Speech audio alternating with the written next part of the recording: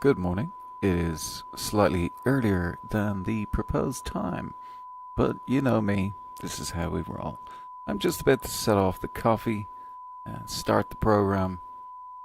On today's list of interesting things we will not get to in in my normal style, I want to start reading you um, a bit about the Antarctic, kind of get my voice box up and running.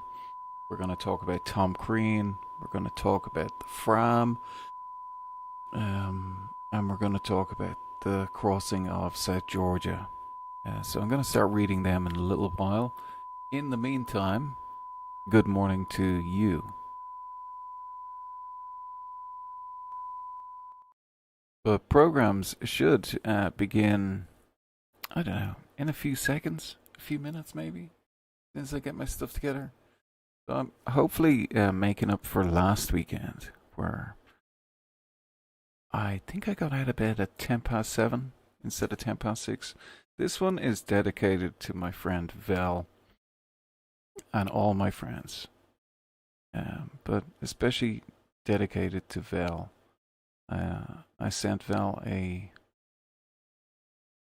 message last night, a hidden message within a post, um, and Vel responded. So I was really pleased and put a big smile on my face, as do a lot of comments, put a big smile on my face. But this one was the most recent one. So thanks, Val, for your message. Really, I'm not quite sure if bog has healing properties. It certainly has some preservative qualities. Um, anyway, I thought I'd start off this morning with a bit of fun. So I was going to sing a song, but I'll let the viewers kind of dictate what the songs are going to be. Bear with me 1 second, and we shall do a bit of swapperoonies.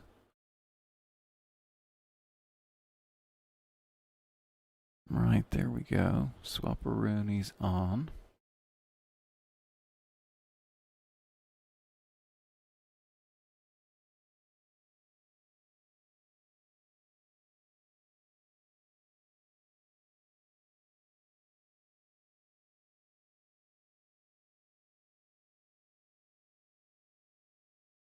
And then swapperoonies back to this.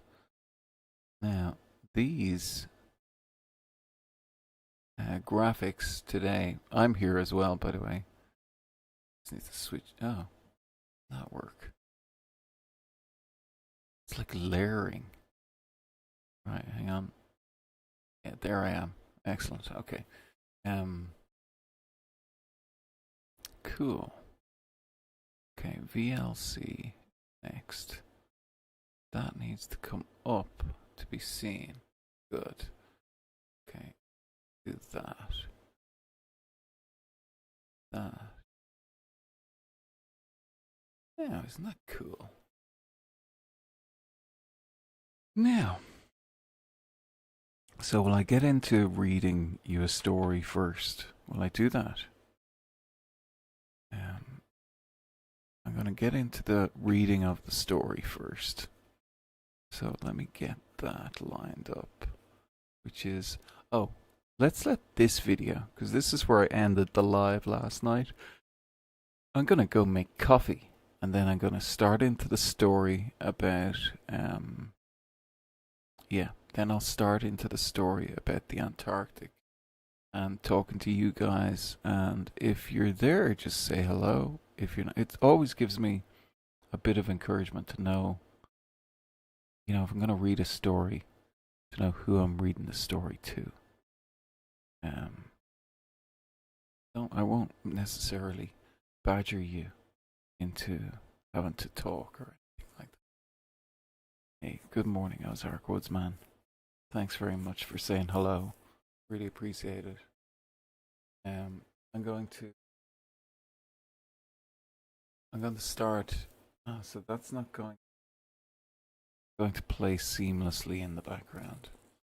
So I have to figure out. Aren't they lovely? They're done by a friend of mine called Colin. They're fantastic. I have to find a way to do this properly.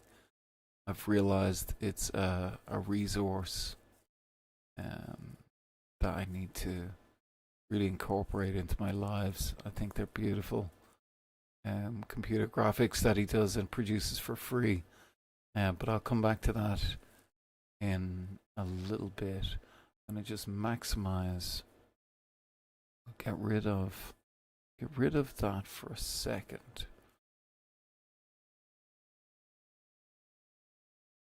Okay, and I'm gonna play this one out until the end. And this is I was doing a test live last night, and I'm gonna play this one out while I go make some coffee. And then I'm gonna come back and I'm gonna read some of the Terra Nova, the Tom Crean story. And we have a great video for that. But yes, I do have it lined up after this. So it might kick in. And if it does, just bear with me. Okay, so I'm going to kick this one off.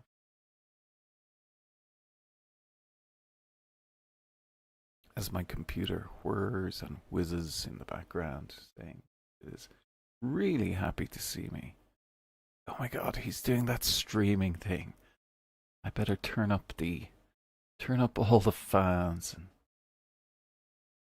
navigate the world. Good morning. It's Friday morning. It's the 30th of January. It's the end of January. Thank God. It's the end of January. That's all I can say. I know everyone's in the same boat. Everyone. Whatever way they tried to start it, and then whatever way it went. And now, wherever we are, we're all together on this little boat. This video that I'm going to kick off is I think it's a giant shout out video. Don't forget, if you do join the chat, to post the link to your channel if you want to. Okay, I'm going to play this and then I'm going to make coffee. I'll be back in, I'd say, 10 minutes. So it is 0623. I will be back at 06. It's a 14-minute video. So and it's about 2 minutes in at this stage.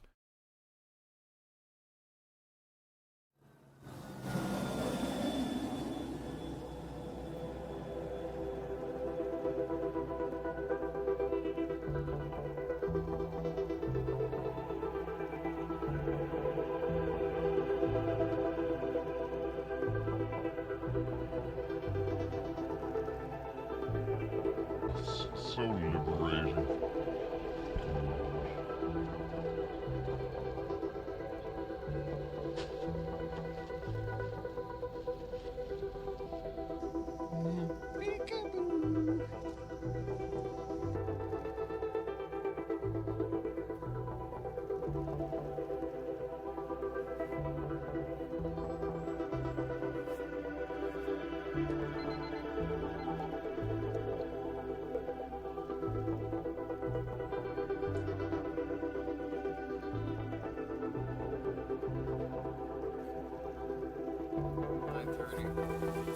Got another not facing the right way. The camera's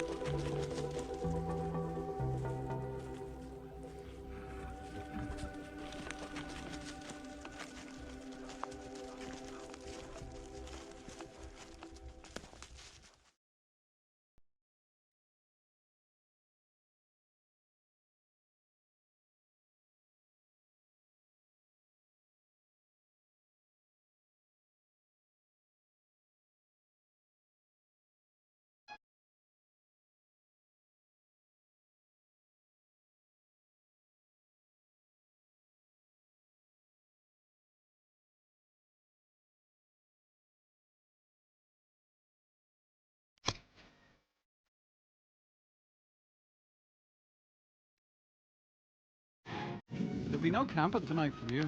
I was betting this already. You won't be going camping.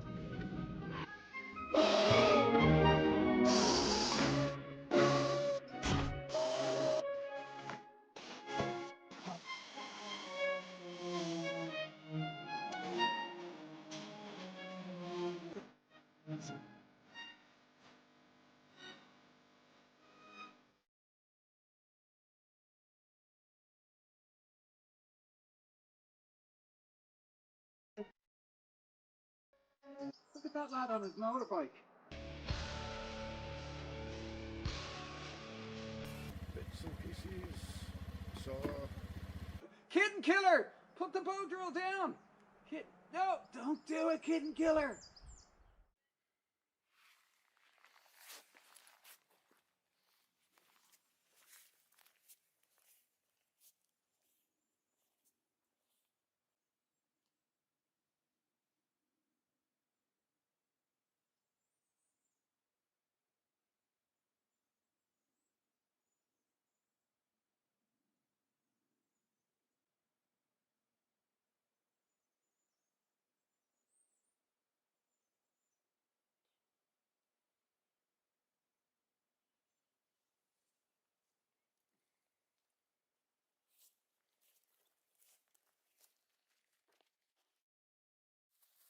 Well, welcome to the camp.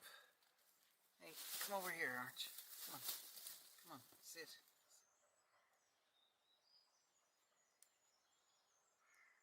So,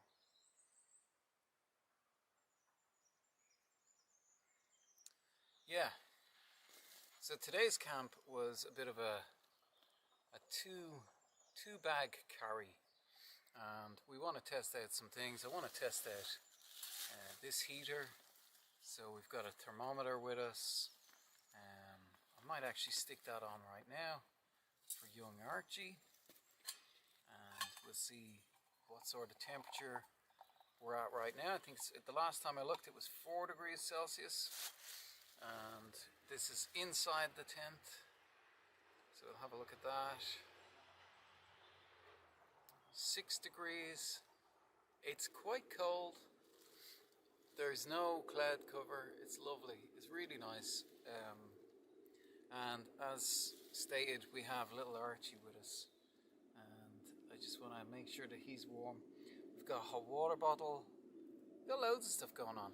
I even brought a can of this stuff, which I very rarely do. I call this the teddy bear of camping, when you want to bring your teddy bear. But do you know what? It can be nice sometimes. So I brought one of them, and I was going to bring hot chocolate. Forgot to bring the hot chocolate. Yeah, well, we'll see what happens. So we're starting off at like 5 or 6 degrees Celsius. Let's have a look. I just put my spectaculars on. Hi Archie, do you want to put the spectaculars on and say hello to everybody? Look over there. Look. Yeah, alright.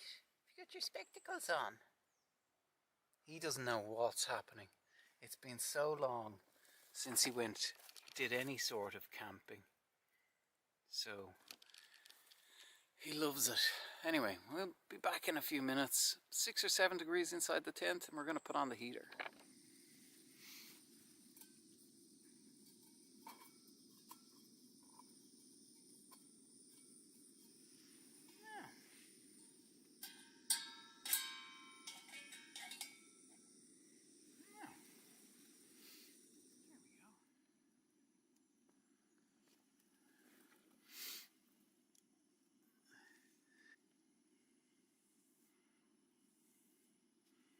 He doesn't know what's going on.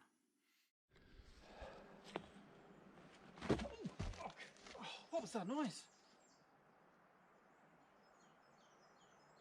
Oh, look.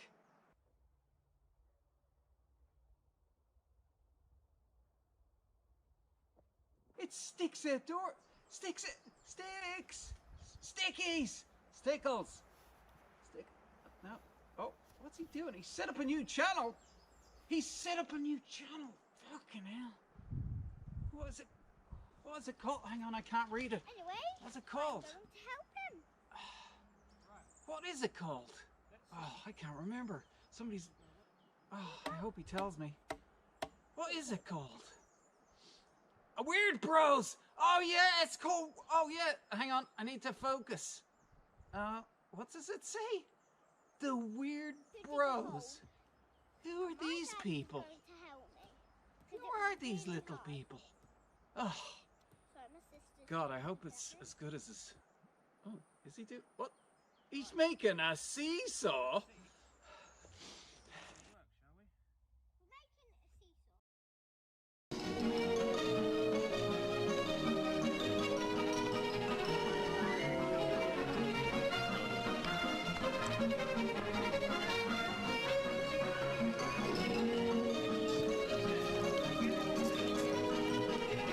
Meet winter campers from the 2nd Westminster and the 20th Ealing Troop, proving just how tough they come in the scouting movement these days, and what wonderful scenery you can enjoy if you press on regardless and learn to live under canvas even when the blizzard blows all round.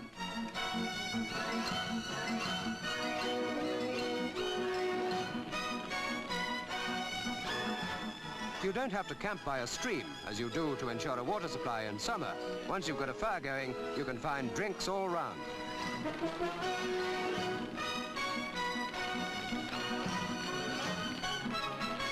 She's going for it again.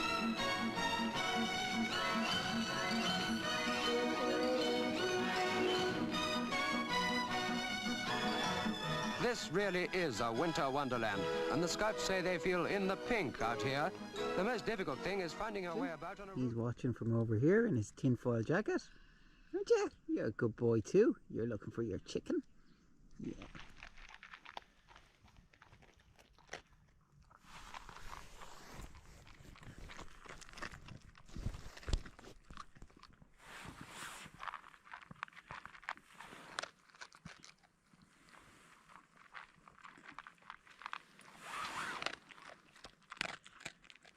Okay, good boy. You eat your dinner.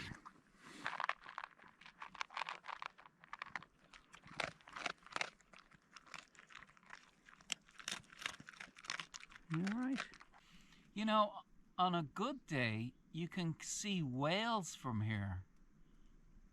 And now, these binoculars, they're not very good, but sometimes if I get them just right on the right day, I can see whale. Who is that? I know that person with the white dog. It's Living Lavoo! Living Lavoo. Oh, look at his ponies. That pony looks happy. That is a happy pony. Oh, it is him. Lavoo! Lavoo! Hey, Lavoo!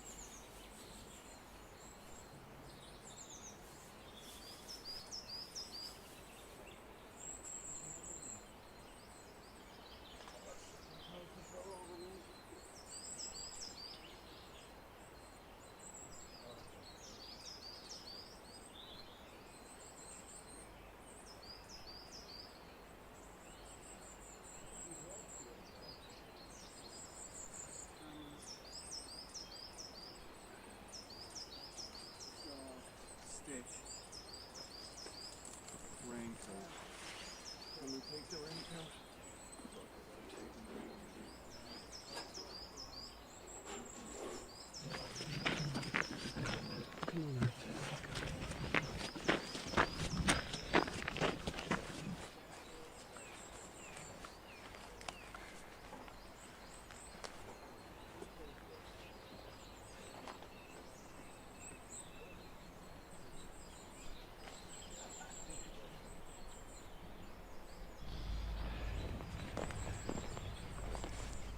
That's one mission done, but the day is just begun. Only the lonely ones. Now, good morning. 'Cause it's only just begun.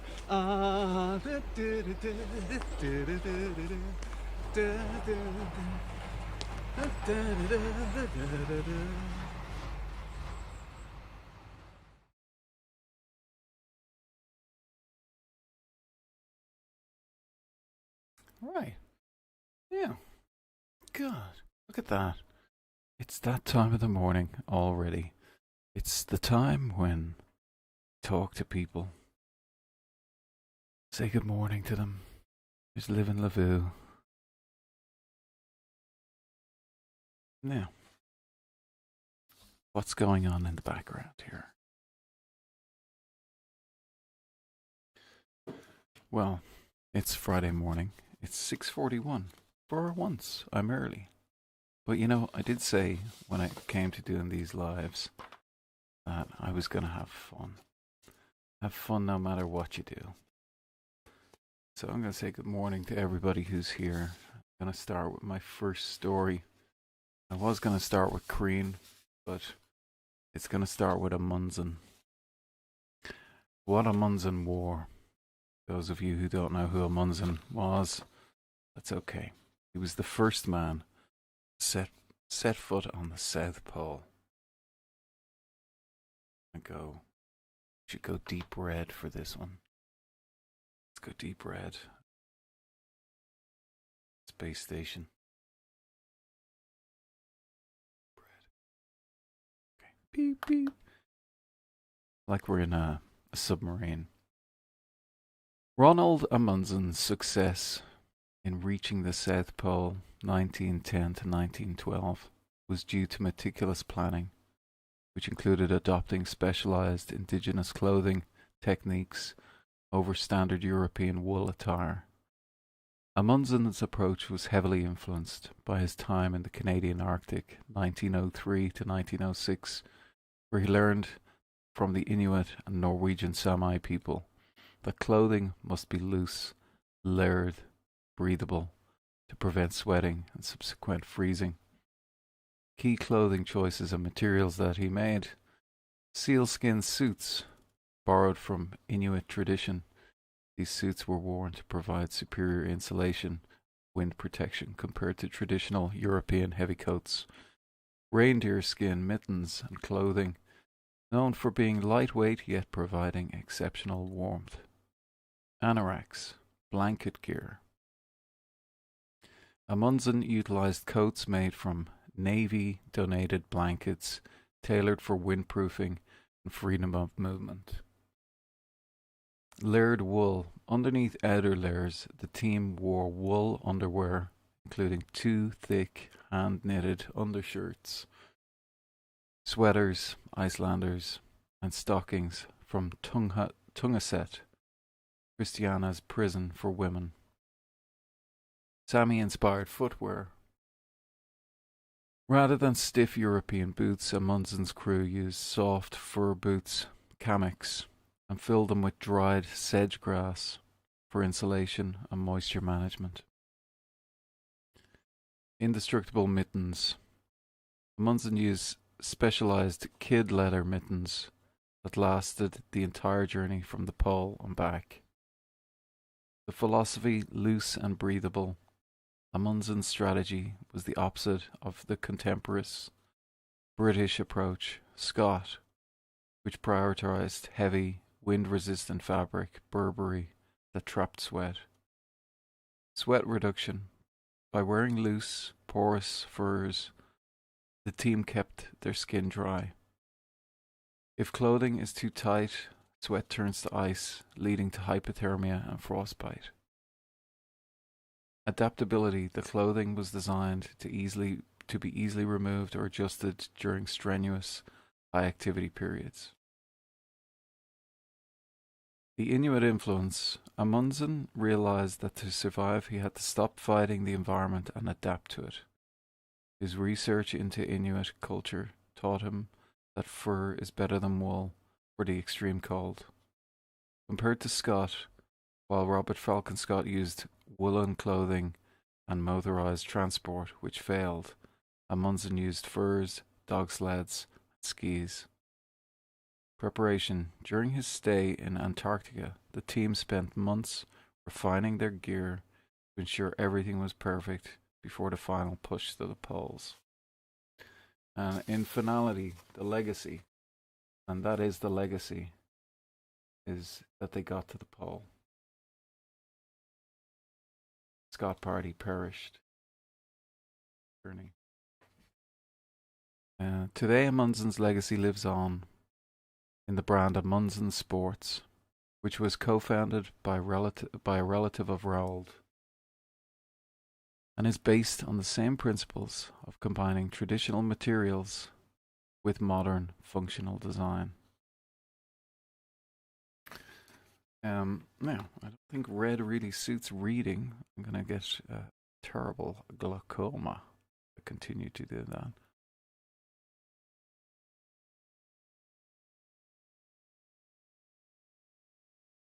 Brightness.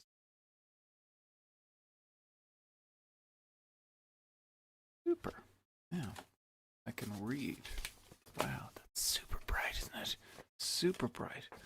Now, that brings me to the Terra Nova expedition. Well, we let Amundsen's photographs roll out there. But it's interesting, you know, we still hear about wool in the deep cold being used. We very rarely hear the suffering because of the conviction in it. One of the things I want to do the next few weeks is test out just a foil blanket sleep system. I know some big influencer out there is going to just grab on this. I hope they do. I hope more people test it out. See people talking about it being crinkly and whatever. But I plan on doing a complete camp using just emergency blankets. And the reason being, they are super light. And I reckon, I don't know why I've never done just a full test. I've done no sleeping bag. Yeah, that's going to be next on the thing. So the Terra Nova, I think that's the Fram there. That's the Norwegian one. There's still the Fram photographs going. Over years, I've downloaded all these photographs. And I think this is it. This is us coming into the Scott expedition, or not the Scott expedition, the Shackleton expedition here. But I don't think it matters.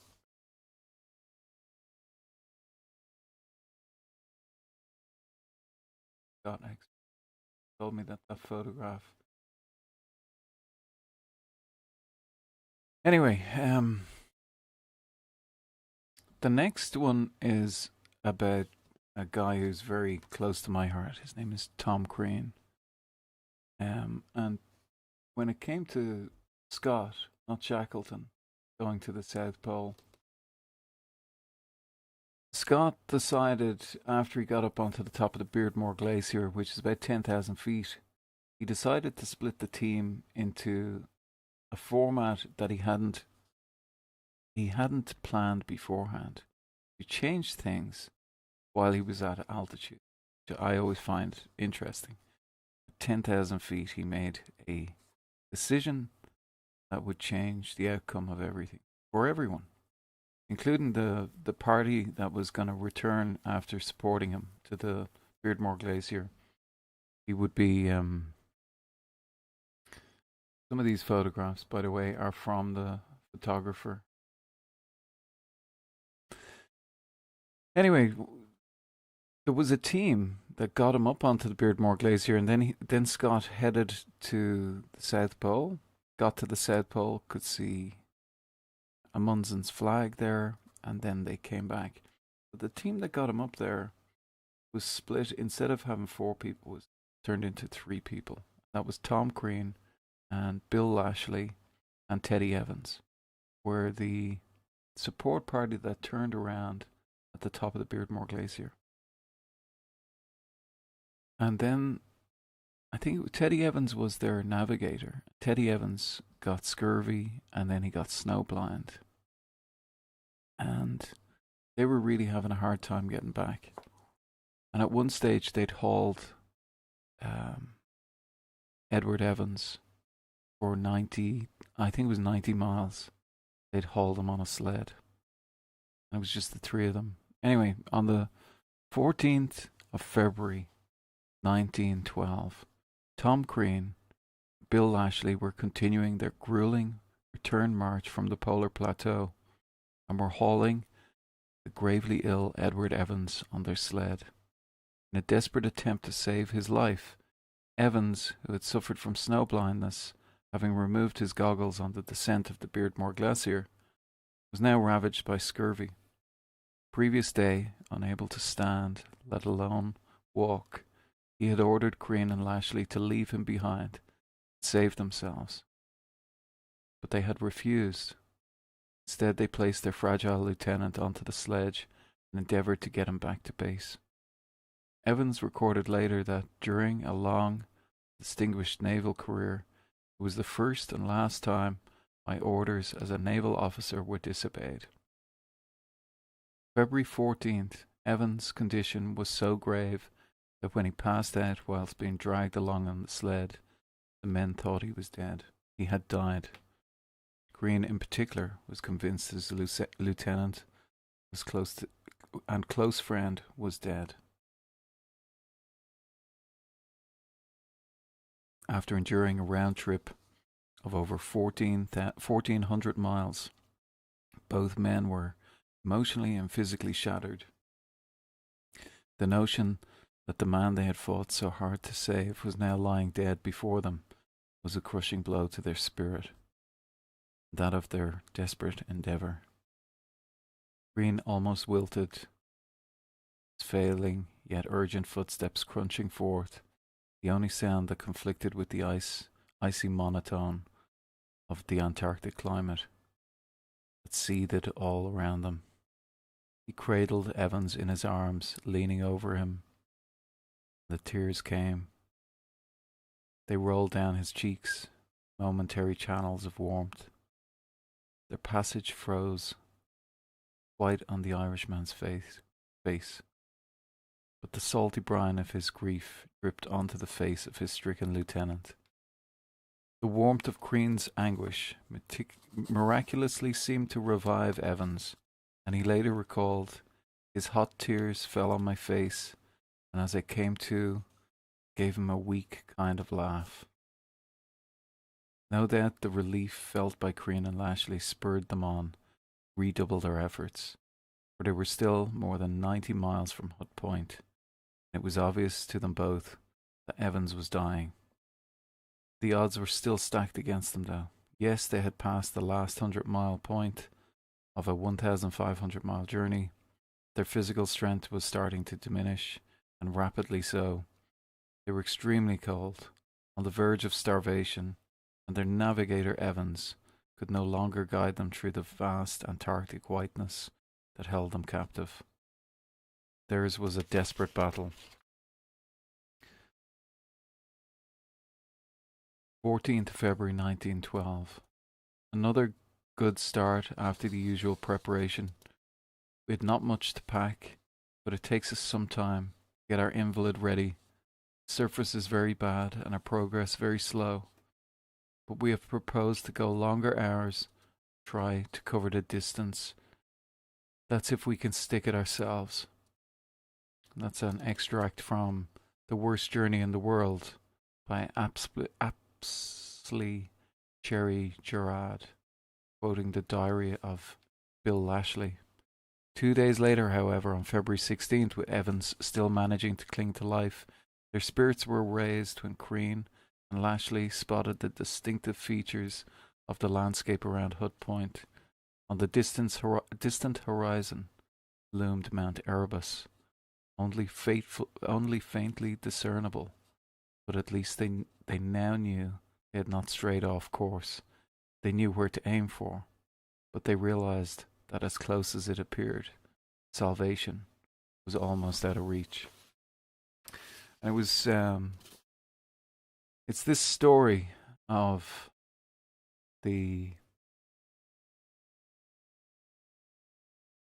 what Crean does next. There's three of them, and it's this story of what Crean does next. I read after being on I read it after documenting a team of rowers who rowed across the Irish Sea, and I watched them torture themselves for, it was like 19 hours, 16, 19 hours, with pieces of their hands falling off. One of the guys did it with his, he'd just cut his thumb in with a knife the day before, so his thumb was all, like how he did it, I don't know, but I've swapped my Antarctic book with a guy, and he gave me this other book, and it was called The Unsung Hero. It was about Tom Crean, and in the book they talked about this this moment where Tom Crean is realizing that they can't pull him any further. They're 35 miles from Hut Point, and he decides to get up one morning and walk the 35 miles solo. Took him 18 hours. Anything could have happened. And he got up and he walked, and he walked, and he... And it inspired me enough to say, I want to know what that feels like. And I did that 35-mile walk. I did it twice. First time I failed. And you gotta imagine, Crean had to have had scurvy. He still managed it the first time. It gave me a really good appreciation for Tom Crean. There is a Tom Crean walk in Ireland that is, I think, 35 kilometers rather than 35 miles. And I often feel like, it gives people a taste of what it was like. But there's a big difference between 35 kilometers and 35 miles, especially for the human body. Anyway, I have another piece here. This is another kind of section of that same story, so we might be going backwards at the same time. This is from Hambleton, Hampshire, written 12th of June 1940. Date of action, January, February 1912, Antarctica. The son of a farm worker, Lashley was born in Hambleton, Hampshire, a village near Portsmouth, England. At the time he joined Scott's Discovery Expedition in 1901, he was a 33-year-old leading stoker in the Royal Navy, serving on HMS Duke of Wellington. On this expedition, Lashley proved success, was a member of Scott's Farthest West Party exploring Victoria Land in 1903. A teetotaler and non-smoker, he was quiet and strong, good-natured, dependable, and acknowledged by Reginald Skelton as the best man far and away in the ship. So there was a few missions to the Antarctic, and he was on Scott's first expedition, and I believe Shackleton was on Scott's first expedition. Before joining Scott's next Antarctic expedition in 1910, he served as an instructor at the Royal Navy College Osborne on the Isle of Wight. On Scott's second expedition in 1911-1913, Lashley was initially in charge of one of the expedition's two motor sledges, which were to haul supplies southward in support of the Polar Party. However, the sledges quickly broke down, and the motor party had to switch to man-hauling the supplies. On January 4th, 1912, along with Lieutenant Edward Evans and Tom Crean, he was a member of the last support party to be sent back by Scott on his way to the pole. Now get this. During the 730 mile return walk from the top of the Beardmore Glacier, 730-mile return journey. But they've already done 730 miles, and then they have to turn back after getting Scott up onto the Beardmore. Then Scott had to continue on and walk even further, and then turn around. Scott died on that return journey. Scott got down off the Beardmore. He got within, I think, 10 miles of safety. Pitched the tent, and they never got out of the tent. No. They were that close to safety. Anyway, Evans, Crean, were on this return journey, this 730-mile journey. Evans became seriously ill with scurvy, and on February 11th collapsed, unable to walk any further.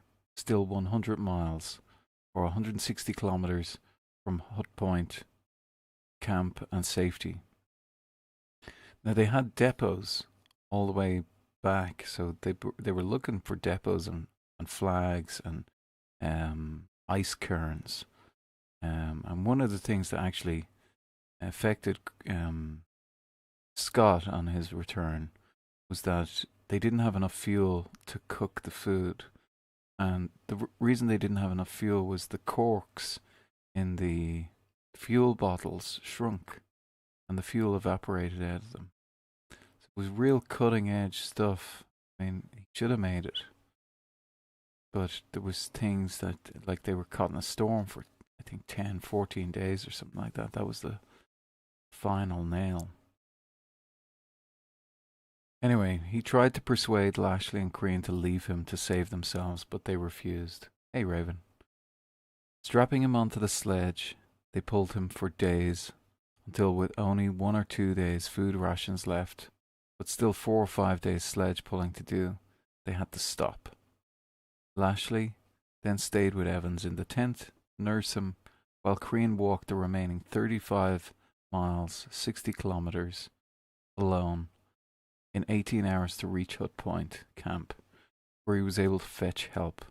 He met Dimitri with the dog team. Dimitri had just come up to Hut Point just for, I think it was 2 days. When Crean got to Hut Point, he collapsed. I think he slept for an entire day. It was, and then Dimitri and the dog team went out to fetch Evans and Lashley. It's crazy luck. He was so lucky. Extracts from Lashley's polar journals chronicling his tribulations with the motor sledges and the return journey with Evans were included in the Apsley Cherry Garrad's book, The Worst Journey in the World. Both Lashley and Crean received the Albert Medal for saving Evans' life. After returning from the Antarctic, Lashley retired from the Royal Navy with a pension, but promptly joined the reserves, served in World War I on HMS Irresistible and HMS Amistad. Later, he served as a customs officer in Cardiff. Upon his retirement in 1932, he returned to Hambleton, where he lived in a house called Minnabluff, after one of the landmarks on the road to the South Pole. Lashley died on the 12th of June, 1940. At the end of the journey of 1,500 miles on foot, the final supporting party to the late Captain Scott expedition towards the South Pole, consisting of Lieutenant Edward Radcliffe Gareth Russell Evans, Royal Navy, now Commander Evans, CB, Chief Stoker William Lashley, Royal Navy, and Petty Officer First Class Thomas Crean, Royal Navy, were 238 miles from the base when Lieutenant Evans was found to be suffering from scurvy. His condition rapidly became worse. When 150 miles from the base, he was unable to stand without support on his skis, and after struggling onward on skis in great pain for 4 days, during which Lashley and Crean dragged their sledge 53 miles, he collapsed and was unable to proceed further. At this point, Lieutenant Evans requested his two companions to leave him, urging that 83 miles lay between the party and the nearest refuge hut, and that unless they left him, 3 lives would be lost instead of 1. This, however, they refused to do. Instead, carrying him forward on the sled, favoured by southerly wind, Lashley and Crean dragged Lieutenant Evans on the sled for 4 days, pulling for 13 hours a day, till on the evening of February 17th, 1912, a point was reached 34 miles from a refuge hut, where it was thought possible that assistance might be obtained. During the following 12 hours, however, snow fell incessantly, and in the morning it was found impossible to proceed further with the sledge.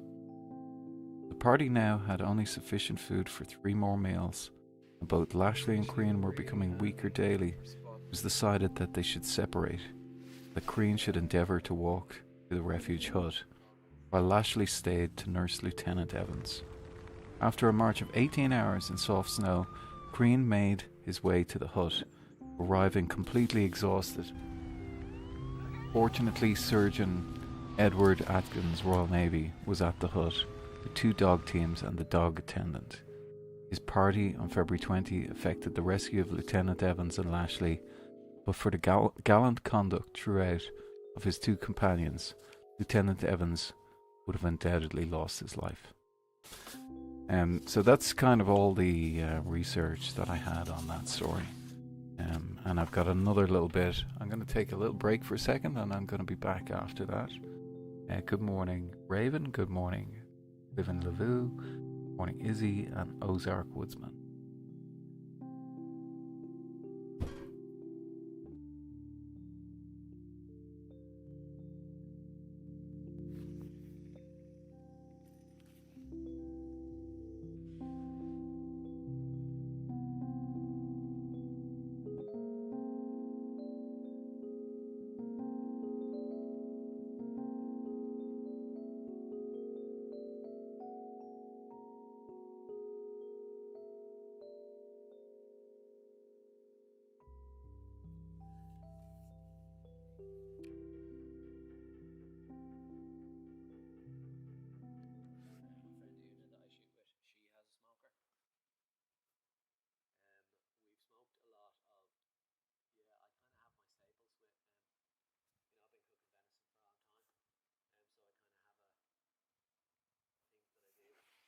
Our primary objective, was to land and return men safely from the moon.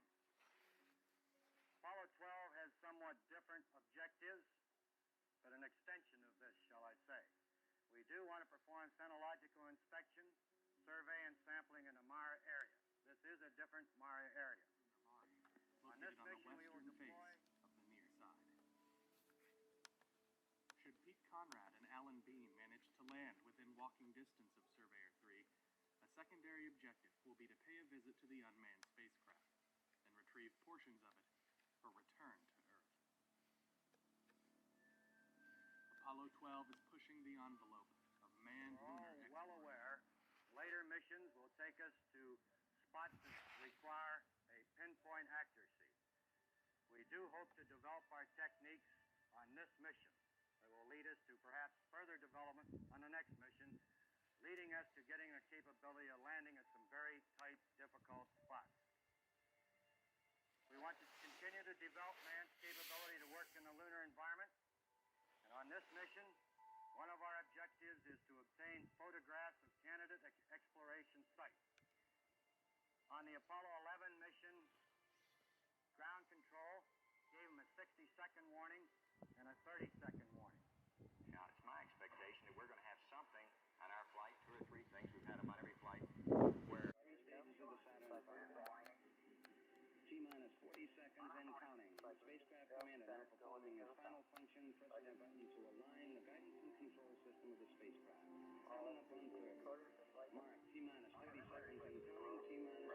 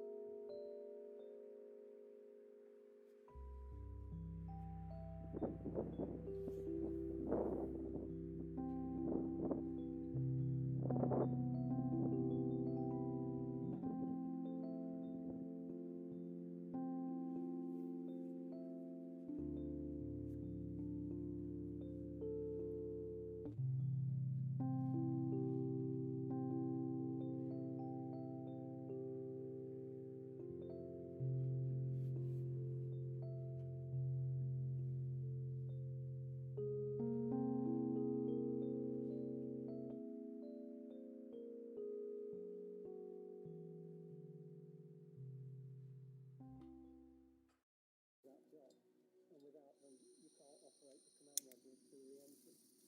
We have 3 re-entry batteries in the command module, and we have no way of recharging these things now with the fuel cells on, so we don't want to waste any of this valuable electrical power by running. The crew will not survive the hazardous descent through the Earth's atmosphere. To minimize power consumption, mission control initiates emergency power down procedures. We've really got to get that battery off the line. Econ, I think we ought to start powering down. Yeah. Emergency 1-5, power down. Okay, 13, this is Houston. We'd like you to go to your checklist emergency spacecraft. A very important phase was when they were leaving the command module. The LEM actually didn't know where it was pointing. Alignment of the guidance reference was normally down using all down to the ground. Let's send you the map. Came back in, put it in. But we did get a platform alignment, and that was our first milestone. Once the guidance parameters are logged in their lunar module's navigation system, the command module is powered down. This is a precious re-entry map. Spacecraft back to Earth without the need for further propulsion.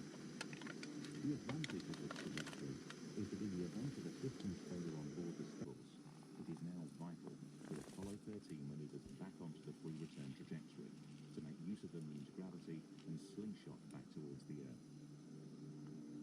Failure to get back on the free return will see the crew locked in lunar orbit, putting even greater strain on the already limited consumables. But with the condition of the service module and its large propulsion engine uncertain, NASA is left with no option but to use the lunar module's smaller descent engine to fire the spacecraft.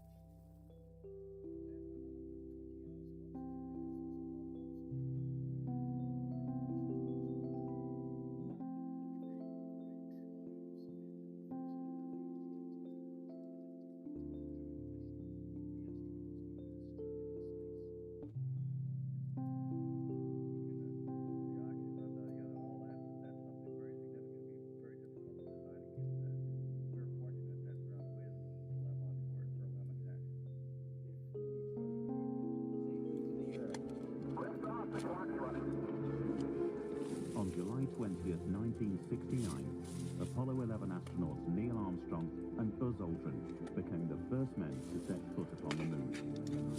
1969. And in April 1970, NASA launched the crew of Apollo 13 into the vast ocean of space. to continue manned lunar. Could get down to, and after completing its power down, it settled down on consuming about 11 amps an hour. The lunar module, one of the most sophisticated machines ever built, is now running on less power than a household vacuum cleaner. This is Apollo Control at 82 hours 30 minutes. The lunar module has been powered down on board the spacecraft. All three crewmen are scheduled to be eating at this time. In a strange way, the uniqueness of Apollo 13 came to our aid again, because this was the first mission to carry actually a level of wet pack food. So being unable to use drinking water.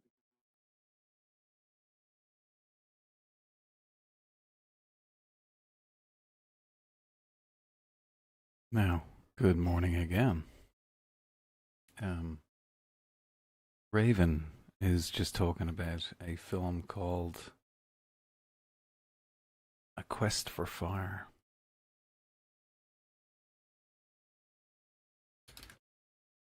What a great film that is, Raven. That was proposed as a film to watch by Kitten Killer, who lives in Scotland. And he proposed to look at that when myself and Sticks were doing bow drill. It's like, you've got to watch this film. And I remember watching it and just, it's like a silent film. Beautiful piece of work. So, I don't know if we're ready for the quiz on it. I certainly didn't do the questions. I thought, as the quiz winner, that that was your job. But someday I'll do it. I'll do the quiz. I just want to finish on the Tom Green thing here. The unsung hero. And if you ever get a chance to get a good book, it is Tom Green, Unsung Hero. The guy who gave me that book has since passed away.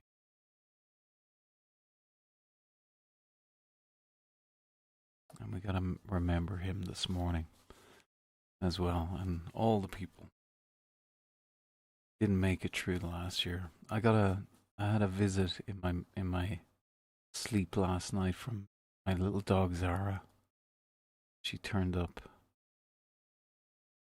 kind of at my feet to say hello, to say, miss you. You getting another dog? You getting another dog? Little girl. My wife is outnumbered at the moment. And I think a little message from Zara saying, you know, the pain ain't gonna go away until you fix this. But yeah. Here's the little Zara. I think I was doing some mission with her. Like, enjoy the walks. Enjoy the missions. Coming. Looking forward to that mean. What does that mean? What does it mean? An essay on Tom Green, the Antarctic explorer, and his trip back from the polar plateau in 1912, emphasizing his 35-mile solo march to Hut Point to save Teddy Evans. In the pantheon of polar explorers, the names Scott, Shackleton, and Amundsen loom large, etched into the icebound narrative of early 20th century Antarctic exploration. This is something actually that came into my mind last night. It's about the tonnage that was used and that continues to be used in great expeditions that humans endeavor to do. 77 tons. We look at Artemis, Apollo, any of these missions, Everest, the South Pole, 77 tons. Food, provisions is a common theme. the lifting strength of Artemis up there at 77 tons. And this sort of tonnage to me is a real signal of what we're going to do next, what the purpose is.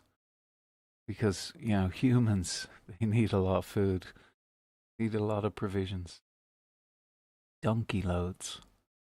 But yeah, that came into my mind last night and just a few minutes ago. Now you can see by the tonnage we apply to something whether we're going to be successful or not. Etched into the icebound narrative of early 20th century Antarctic exploration, but within the frozen folds of this history lies a quieter, more understated figure, Tom Crean, hardy Irishman from County Kerry, whose strength, loyalty, and heroism have only recently received the recognition they deserve. Along with many contributions to polar exploration, one act stands out as both extraordinary and emblematic of his character. His 35-mile solo march in 1912 across the Antarctic plateau to save the life of a dying comrade. The British Antarctic Expedition. Tom Crean served as a key member of Captain Robert Falcon Scott's ill-fated Terra Nova expedition 1910 to 1913, aimed at reaching the South Pole. Crean was not among the final 5 selected to accompany Scott to the pole, a distinction that may have saved his life. Instead, he was part of the support teams responsible for laying depots and escorting the Polar Party deep into the interior, before turning back on February 4th. On February 4th, 1912, Crean, along with Lieutenant Edward Teddy Evans and William Lashley, was ordered to return from 150 miles south of the base camp at Cape Evans.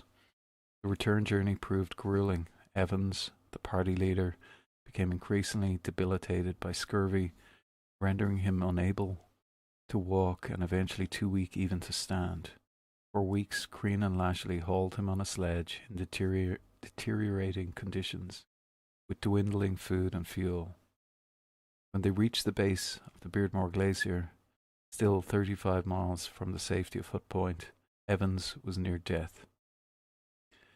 Faced with the dire reality that Evans would not survive unless help was brought swiftly, Tom Crean volunteered to go for rescue, alone, with no tent, no sleeping bag, and only a few biscuits and a piece of chocolate in his pocket. Crean set off across 35 miles of treacherous ice and snow. He navigated in poor weather with minimal visibility, no landmarks, no navigational instruments beyond his innate sense of direction, sheer willpower. The journey took him 18 hours of non-stop, solitary marching, each step made under the looming threat of exhaustion, frostbite, crevasses, and the possibility of being lost forever in the white void. When he finally staggered into Hut Point, barely coherent, frostbitten, he collapsed and gasped one message: help must come immediately. A rescue party was dispatched without delay and reached Evans and Lashley just in time. Evans survived, and he never forgot Crean's act of self-sacrifice. In fact, he later credited Crean with saving his life and praised his courage, endurance, and initiative in a degree that is beyond praise. What makes Crean's heroism even more remarkable is how little attention he sought for it. In an era of Victorian and Edwardian bravado, Crean was modest and reticent, rarely speaking about his exploits after returning home. He received the Albert Medal for life-saving, a civilian award of high distinction, but never leveraged his deeds for fame or recognition.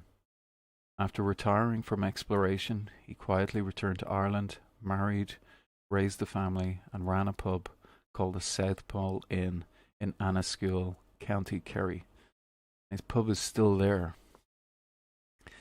The Ice Titan, I like to call Crean, Titan of the Ice, Green's solo march stands as one of the most heroic and selfless acts in the annals of polar exploration in a continent defined by extremes of temperature, isolation, and endurance. His journey remains a singular feat of human will. Unlike many of his contemporaries who died in their pursuit of glory, Green lived through 3 Antarctic expeditions, countless brushes with death, always placing loyalty above ambition, duty above recognition.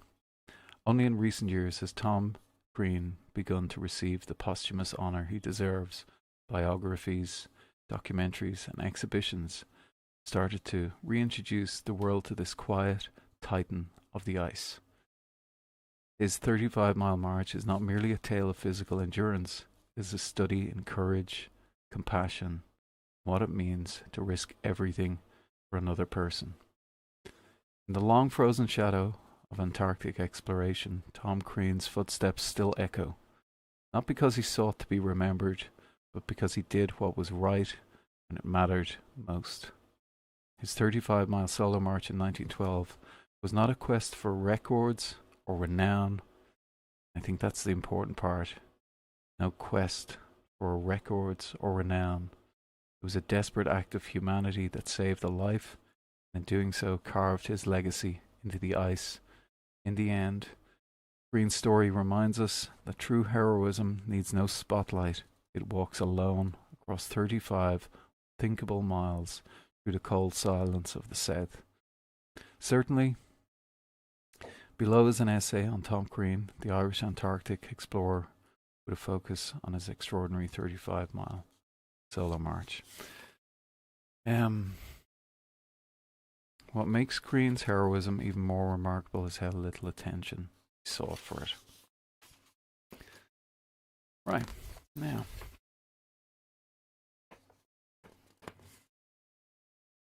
He did that walk on his birthday as well, and when I did the 35-mile walk, I'd done it once before and failed, and then I went back and did it again.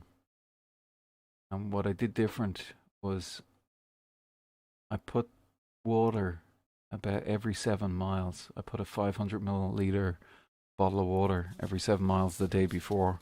I did the route with my wife to show her where I'd exit if something happened. And along that 35-mile route, I collected bottles of water as I went. And I did it the Tom Green way. I did it without food. I remember working out how big his biscuits were. He had 1 chocolate bar. I remember working out how much food that equated to, looking up the size of Antarctic biscuits from 1912 and realizing they were about 77 grams of food.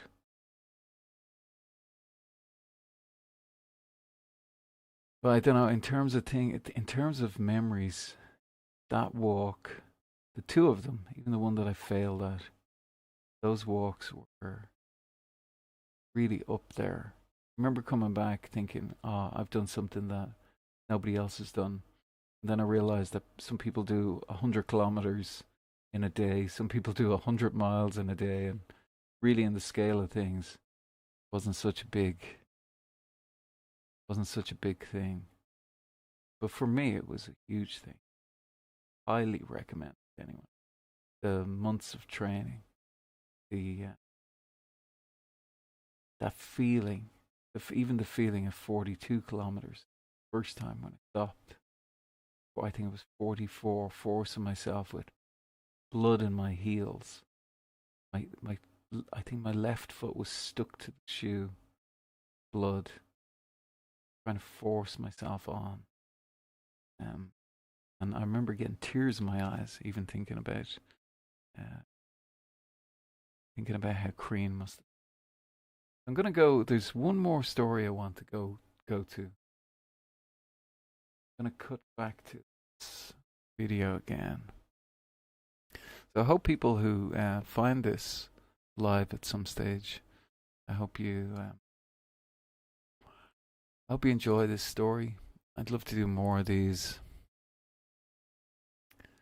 So this next one is about, it's from an extract from the Project Gutenberg Book of South, and it's written by Sir Ernest Shackleton. And this bit is about when another amazing mission where the ship had broken up. Shackleton's ship had broken up. He left 22 men on Elephant Island, and they set off on a lifeboat to get to the whaling station at South Georgia. But they landed on the wrong side. Right, bear with me 1 second.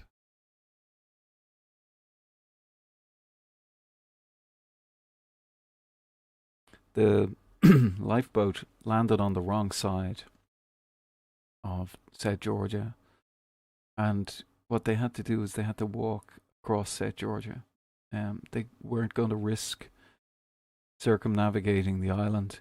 The tiller fell off, the James Caird, the tiller being the rudder, fell off as they were coming into the shore, and I think they later found it bobbing in the water, like a day later or 2 days later. They found it bobbing in the water, but the pin fell off just as they landed.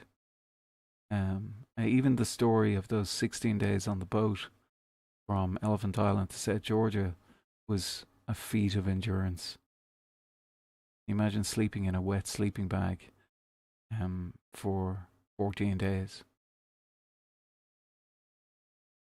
Good morning, Race Outdoors.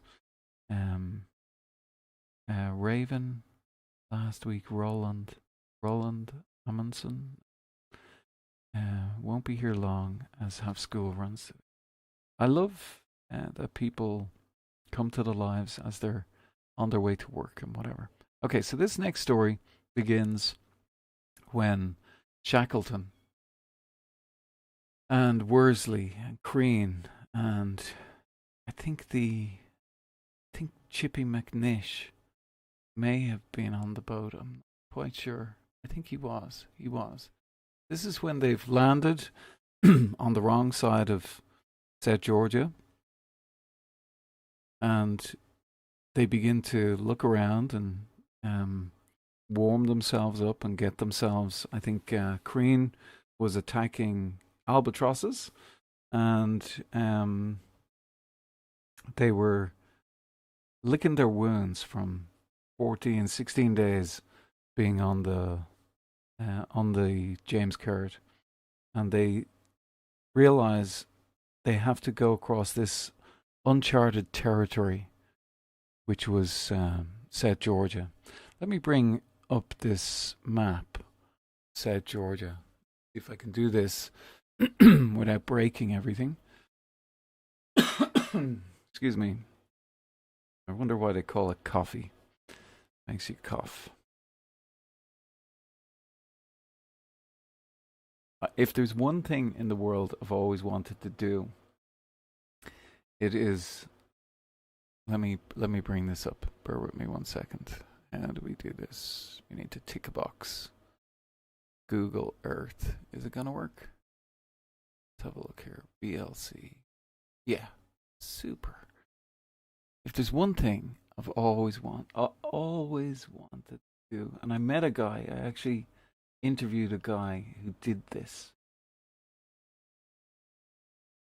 It would be to cross South Georgia. I don't know if I'm too old to do it now. It was Mark Vicarage I found and interviewed about 2 years ago now. Myself and Mark have some great plans that we'd love to do. Not sure if I still have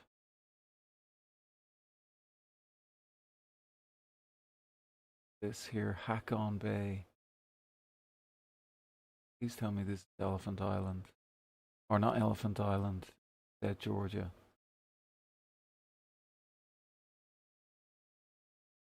Oh, come on. Come on, maps. Load them up. It's having a hard time.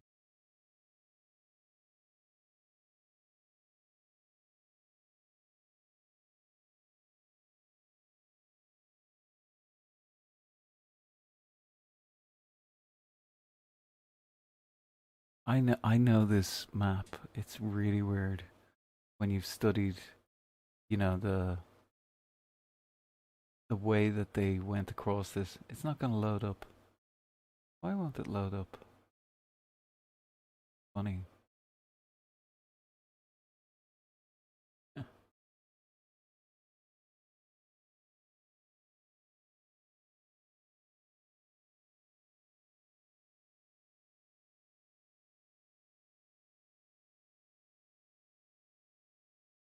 That says Coronation Island. Maybe I'm.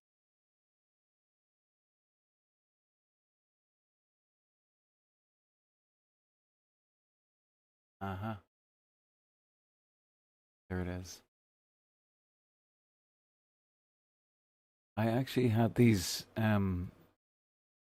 mapped out at one stage. I had lines on this.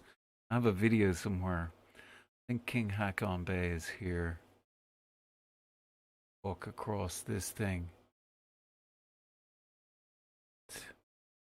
Even when I interviewed the guy who did this, they did it as an organized thing. There's King Haakon Bay. I think he did it in the 90s. Mark Vicarage. When I interviewed this guy, just even the research behind the interview, him digging up his old photographs and stuff like that. I was so jealous. Like, oh God, I'd love to have done this. So this story that I'm going to read you is basically about the traverse of this terrain, where they went from here, King Haakon Bay, all the way up to the whaling station in Stromness. Sure where that is. Stromness. Yeah. Batch of. There's Stromness. They walked into this 3 days later or 2 days later. It was uncharted. No one had crossed this. When Shackleton beached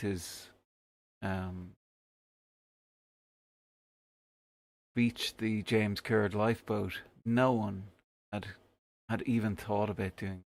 They had never even.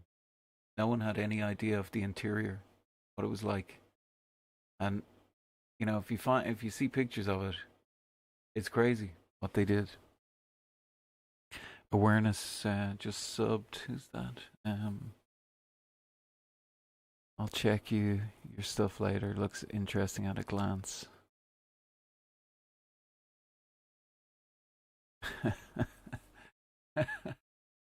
Nice, Tess. I love it.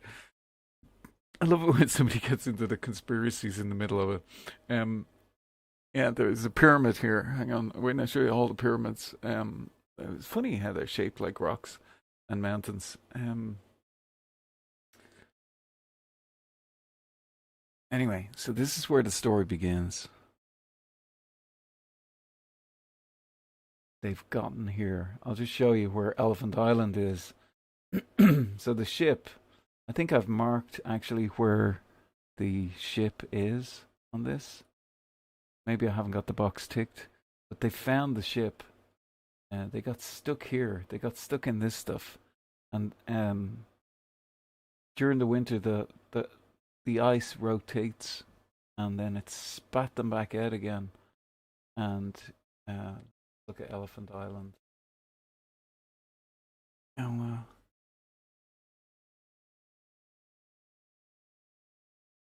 yeah, there. So it spat them out, and then the ship broke up here. It got crushed. They sat in the ice, and then he took them in three.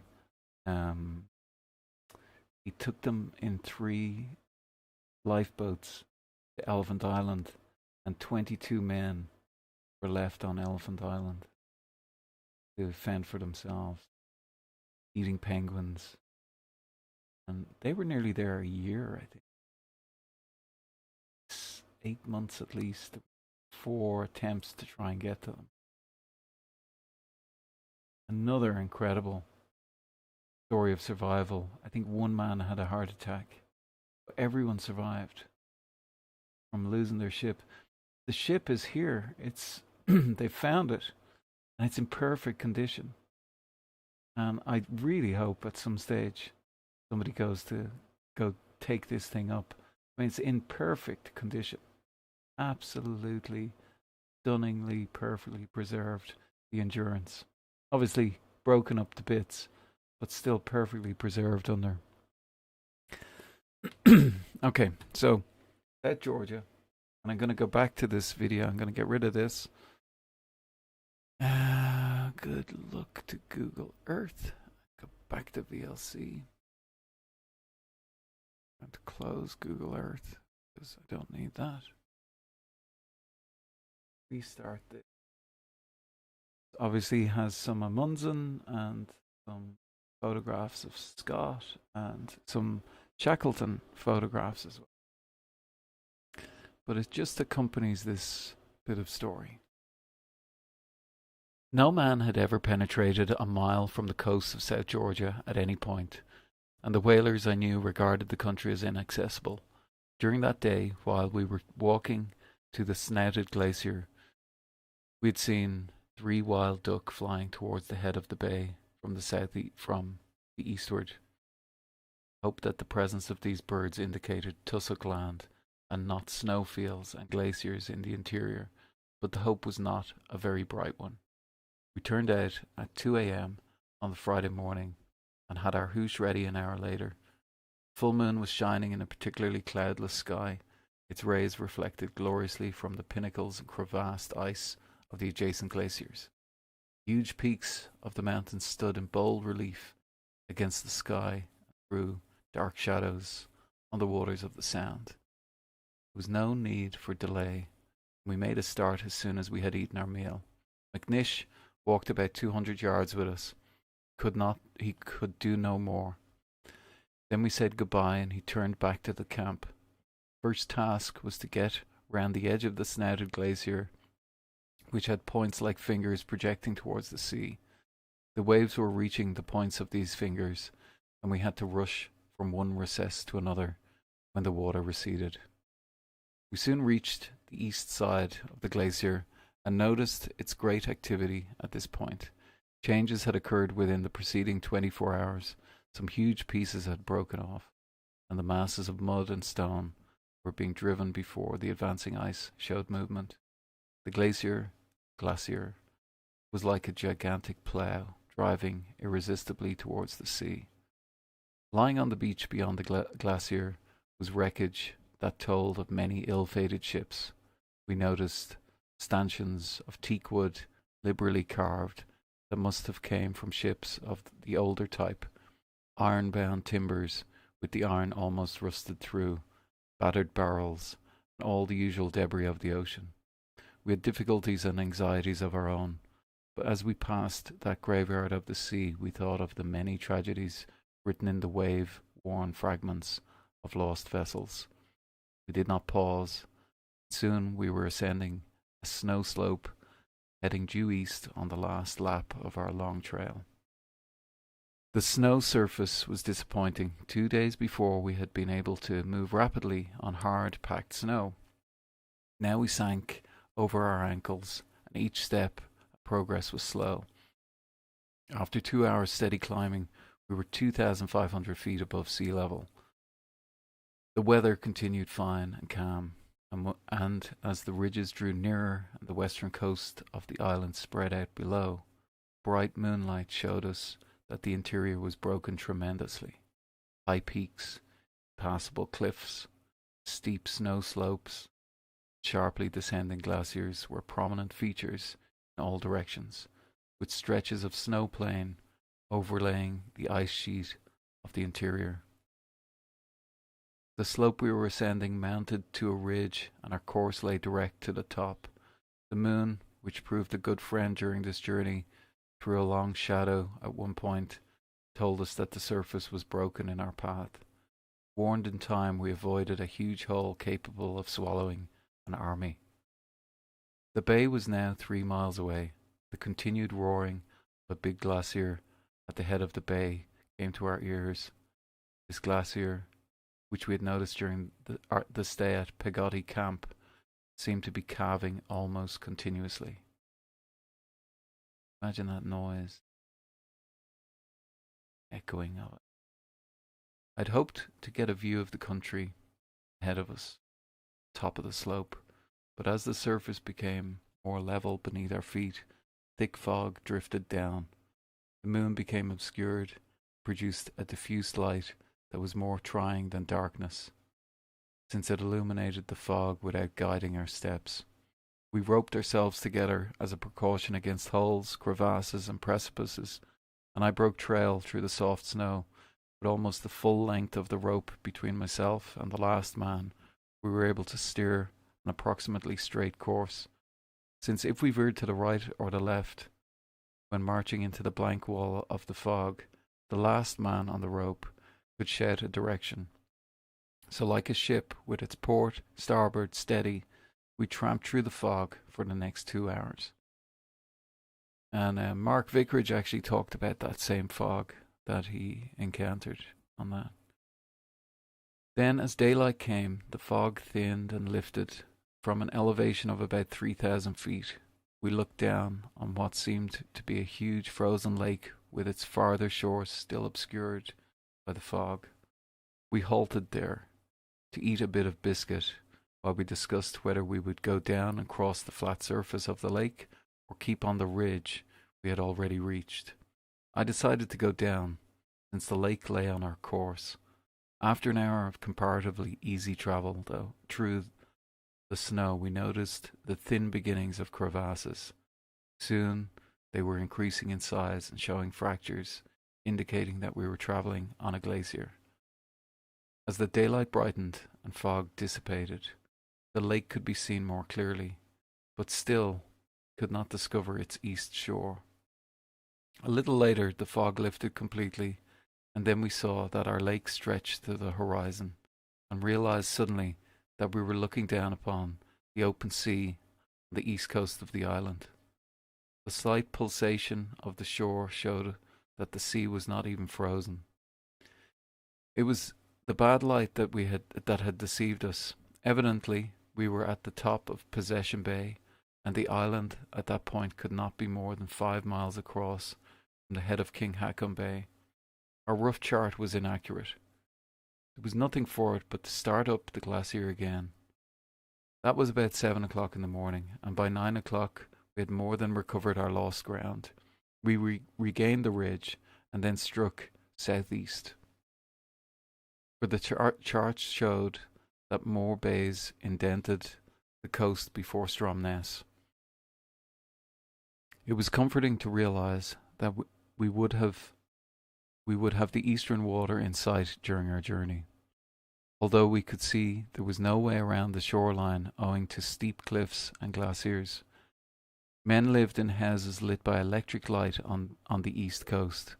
News of the outside world waited us there, and above all, the east coast meant for us the means of rescuing the 22 men we had left on Elephant Island. The sun rose in the sky with every appearance of a fine day, and we grew warmer as we toiled through the soft snow. Ahead of us lay the ridges and spurs of a range of mountains, the Traverse Range that we had noticed from the bay. We were travelling over a gently rising plateau, and at the end of an hour we found ourselves growing uncomfortably hot. Years before, on an earlier expedition, I'd declared that I would never again growl at the heat of the sun, and my resolution had been strengthened during the boat journey. I called it to mind as the sun beat fiercely on the blinding white snow slope. After passing an area of crevasses, we paused for our first meal. We dug a hole in the snow about 3 feet deep with the adze and put the primus into it. There was no wind at the moment, but a gust might come suddenly. A hot hoosh was soon eaten, and we plodded on towards a sharp ridge between two of the peaks already mentioned. By 11 a.m., we were almost at the crest. The slope had become precipitous, and it was necessary to cut steps as we advanced. The adze proved an excellent instrument for this purpose, a blow sufficing to provide a foothold Anxiously but hopefully, I cut the last few steps, stood upon the razorback. While the other men held the rope and waited for news, the outlook was disappointing. I looked down a sheer precipice to a chaos of crumpled ice 1,500 feet below. There was no way down for us. The country to the east was a great snow upland, sloping upwards for a distance of 7 or 8 miles, to a height of around 4,000 feet. To the north, fell away steeply in glaciers into the bays, and to the south, it was broken by huge outfalls from an inland ice sheet. Our path lay between the glaciers and the outfalls, but first we had to descend from the ridge on which we stood. Cutting steps with the addas, we moved in a lateral direction around the base of a dolomite, which blocked our view to the north. The same precipice confronted us. Away to the northeast, there appeared to be a snow slope that might give a path to the lower country, and so we retraced our steps down the long slope that had taken us 3 hours to climb. We were at the bottom in an hour. We were now feeling the strain of unaccustomed marching. We had done little walking since January, and our muscles were out of tune. Skirting the base of the mountain above us, we came to a gigantic berggrund, 1.5 miles long and 1,000 feet deep. This tremendous gully, cut in the snow and ice by the fierce winds blowing around the mountain, was semicircular in form, and it ended in a gentle incline. We passed through it, under the towering precipice of ice, and at the far end had another meal and a short rest. This was at 12:30 p.m. Half a pot of steaming Bovril rations was warmed up, and when we marched again, ice inclines at the angles of 45 degrees did not look quite as formidable as before. Once more we started for the crest. Hey Craig, good morning. Once more we started for the crest. After another weary climb, we reached the top. The snow lay thinly on blue ice at the ridge, and we had to cut steps over the last 50 yards. The same precipice lay below. My eyes searched vainly for a way down. The hot sun had loosened the snow, which was now in a treacherous condition, and we had to pick our way carefully. Looking back, we could see that the fog was rolling up behind us, and meeting in the valleys a fog that was coming up from the east. The creeping grey clouds were a plain warning that we must get down to lower levels before becoming enveloped. The ridge was studded with peaks, which prevented us getting a clear view either to the right or the left. The situation in this respect seemed no better at other points within our reach, and I had to decide that our course lay back the way we had come. The afternoon was wearing on. The fog was rolling up ominously from the west. It was of the utmost importance for us to get down into the next valley before dark. We were now up 4,500 feet, and the night temperature at that elevation would be very low. We had no tent and no sleeping bags, and our clothes had endured much rough usage and had weathered many storms during the last 10 months. In the distance, down the valley below us, we could see tussock grass close to the shore, and if we could get down, it might be possible to dig out a hole in one of the lower snowbanks, line it with dry grass, and make ourselves fairly comfortable for the night. Back we went. After a detour, we reached the top of another ridge in the fading light. After a glance over the top, I turned to the anxious faces of the 2 men behind me and said, "Come on, boys." Within a minute, they stood beside me on the ice ridge. The surface fell away, a sharp incline in front of us, but it merged into a snow slope. Could not see the bottom clearly owing to mist and bad light. The possibility of the slope ending in a sheer fall occurred to us, but the fog that was creeping up behind us allowed no time for hesitation. We descended slowly at first, cutting steps in the snow. Then the surface became softer, indicating that the gradient was less severe. Therein could be no turning back, so we unroped, slid the fashion of youthful days. When we stopped and slid in the fashion of youthful days. And, there's a story that they curled up a rope and made a sled and slid down this bank. But in Scott's story, he talks about sliding in the fashion of youthful days. And that slide is where you put your heel behind you. You sit on your heel, and you put one foot out in front of you, and you slide forward. So the three of them slid down this bank, kind of in a braking maneuver. They didn't make a sled. Well, according to Scott, they didn't make a sled. When we stopped on a snowbank at the foot of the slope, we found that we had descended at least 900 feet in 2 or 3 minutes. We looked back and saw the grey fingers of the fog appearing on the ridge, as though reaching after the intruders into untrodden wilds, but we had escaped. The country to the east was an ascending snow upland, dividing the glaciers of the north coast from the outfalls of the south. We'd seen from the top that our course lay between two huge masses of crevasses, thought that the road ahead lay clear. This belief in increasing cold made us abandon the idea of camping. We had another meal at 6 p.m. A little breeze made cooking difficult in spite of the shelter provided for the cooker by a hole.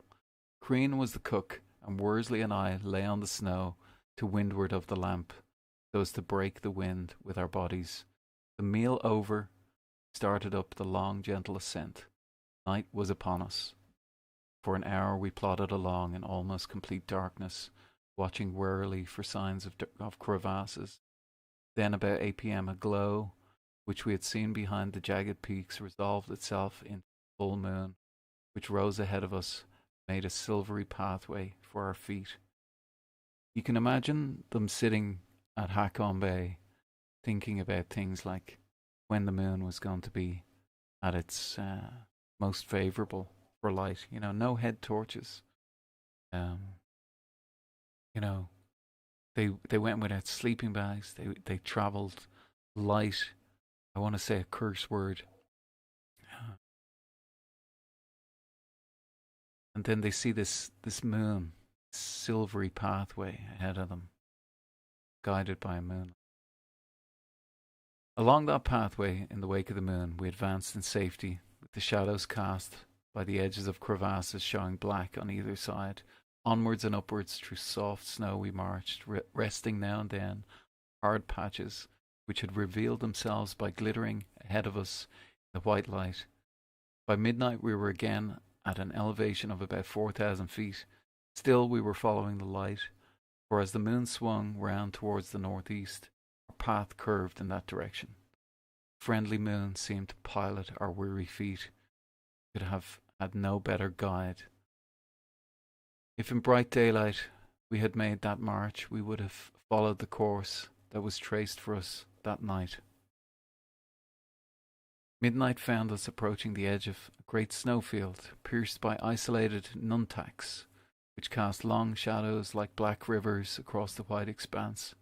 The gentle slope to the northeast lured our all too willing feet in that direction.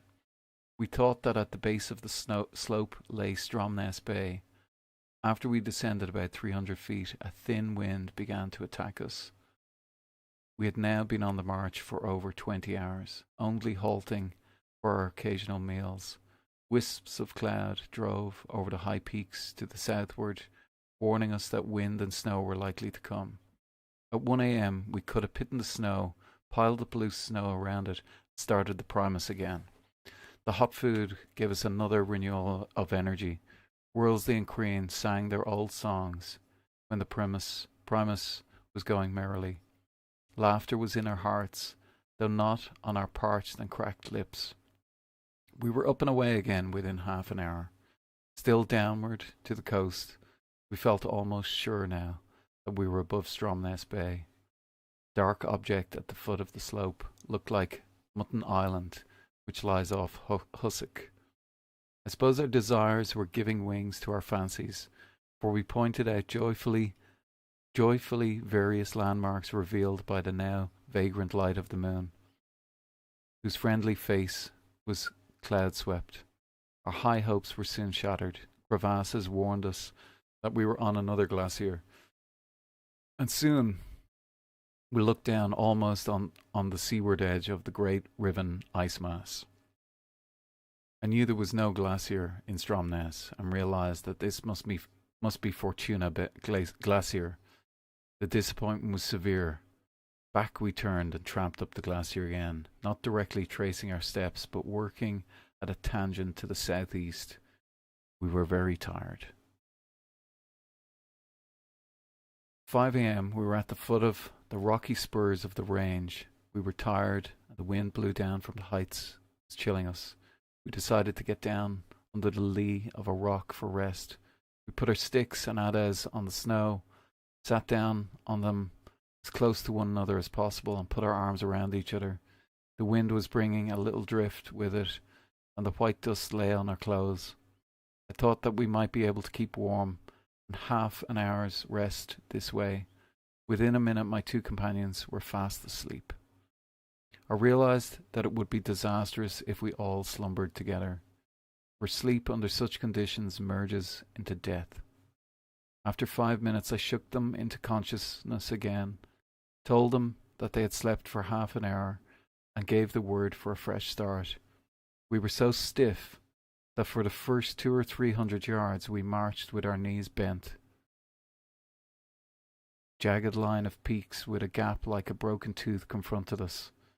This was the ridge that runs in a southerly direction from Fortuna Bay, and our course eastward to Stromness lay across it. A very steep slope led up to the ridge, and an icy wind burst through the gap. We went through the gap at 6 a.m. with anxious hearts as well as weary bodies. If the farthest slope had proved impassable, our situation would have been almost desperate. But the worst was turning to the best for us. Twisted, wave-like rock formations of Hussock Harbour appeared right ahead in the opening of dawn. Without a word, we shook hands with one another. To our minds, the journey was over.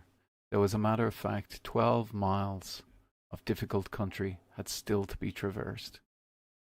12 miles. A gentle snow slope descended at our feet towards a valley that separated our ridge from the hills immediately behind Hussock. We stood gazing. Worsley said solemnly, "Boss, it looks too good to be true." Down we went, to be checked presently by the sight of water 2,500 feet below. We could see the little wave ripples of the black beach, penguins strutting to and fro, and dark objects that looked like seals lolling lazily in the sand. This was an eastern arm of Fortuna Bay, separated by the ridge from the arm we'd seen below us during the night. The slope we were traversing appeared to end in a precipice above the beach, but our revived spirits were not to be dampened by difficulties on the last stage of the journey, and we camped cheerfully for breakfast. Whilst Worsley and Crean were digging a hole for the lamp and starting the cooker, I climbed a ridge above us, cutting steps with the addas in order to secure an extended view of the country below. At 6:30 a.m. I thought I heard the sound of a steam whistle. I dared not be certain, but I knew that the men of the whaling station would be called from their beds about that time. Descending to the camp, I told the others, and in intense excitement we watched the chronometer for 7 o'clock, when the whalers would be summoned to work. Right to the minute, the steam whistle came to us, borne clearly on the wind across the intervening miles of rock and snow. Never had any one of us heard sweeter music. It was the first sound created by outside human agency that had come to our ears since we left Stromness Bay in December 1914. That whistle told us that men were living near, that ships were ready, and that within a few hours we would be on our way back to Elephant Island to rescue the rescue of the men waiting there under the watch of Ward and Wild. It was a moment hard to describe. Pain and ache, boat journeys, marches, hunger, fatigue, seemed to belong to the limbo of forgotten things. There remained only the perfect contentment that comes of work accomplished.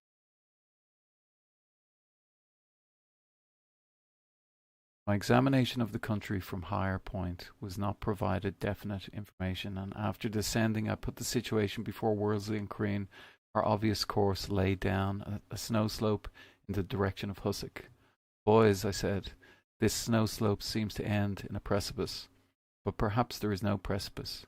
If we don't go down, we shall have to make a detour of at least 5 miles before we reach a level going. What shall it be? They both replied at once, try the slope. So we started away downwards. We abandoned the Primus lamp, now empty, at the breakfast camp and carried with us one ration and a biscuit each. Deepest snow we had yet encountered clogged our feet, but we plodded downward.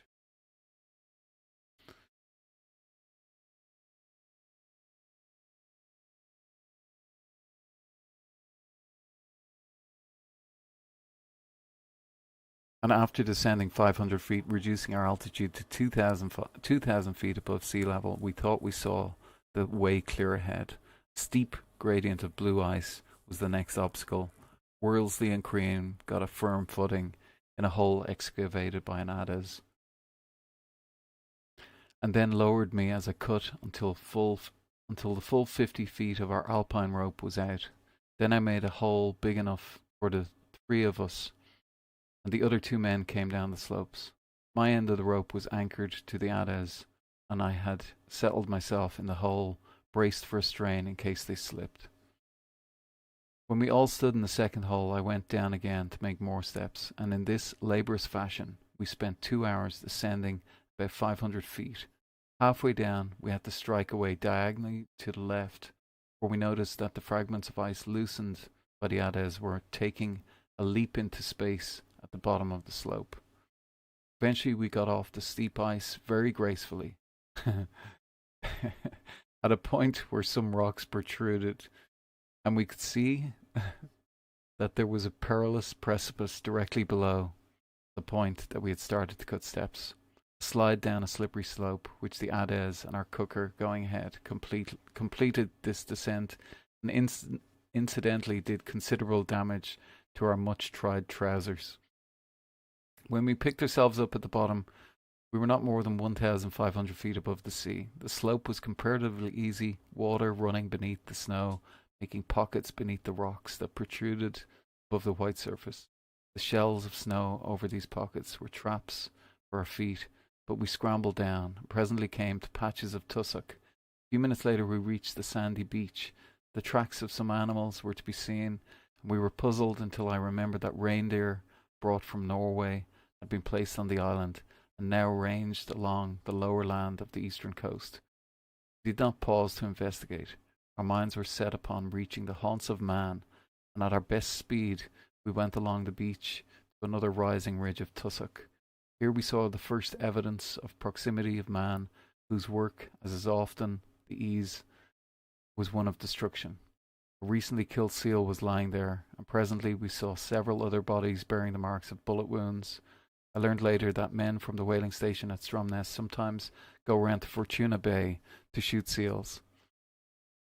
Noon found us well up the slope on the other side of the bay, working east-southeast, and half an hour later we were on the flat plateau, with one more ridge to cross before we descended to Hussock.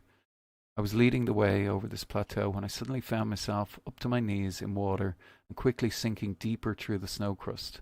I flung myself down, called to the others to do the same, so as to distribute our weight on this treacherous surface. We were on top of a small lake, snow-covered.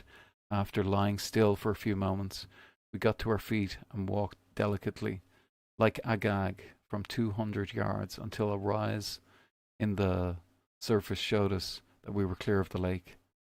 At 1:30 p.m. we climbed round a final ridge and saw a little steamer, a whaling boat, entering the bay 2,500 feet below.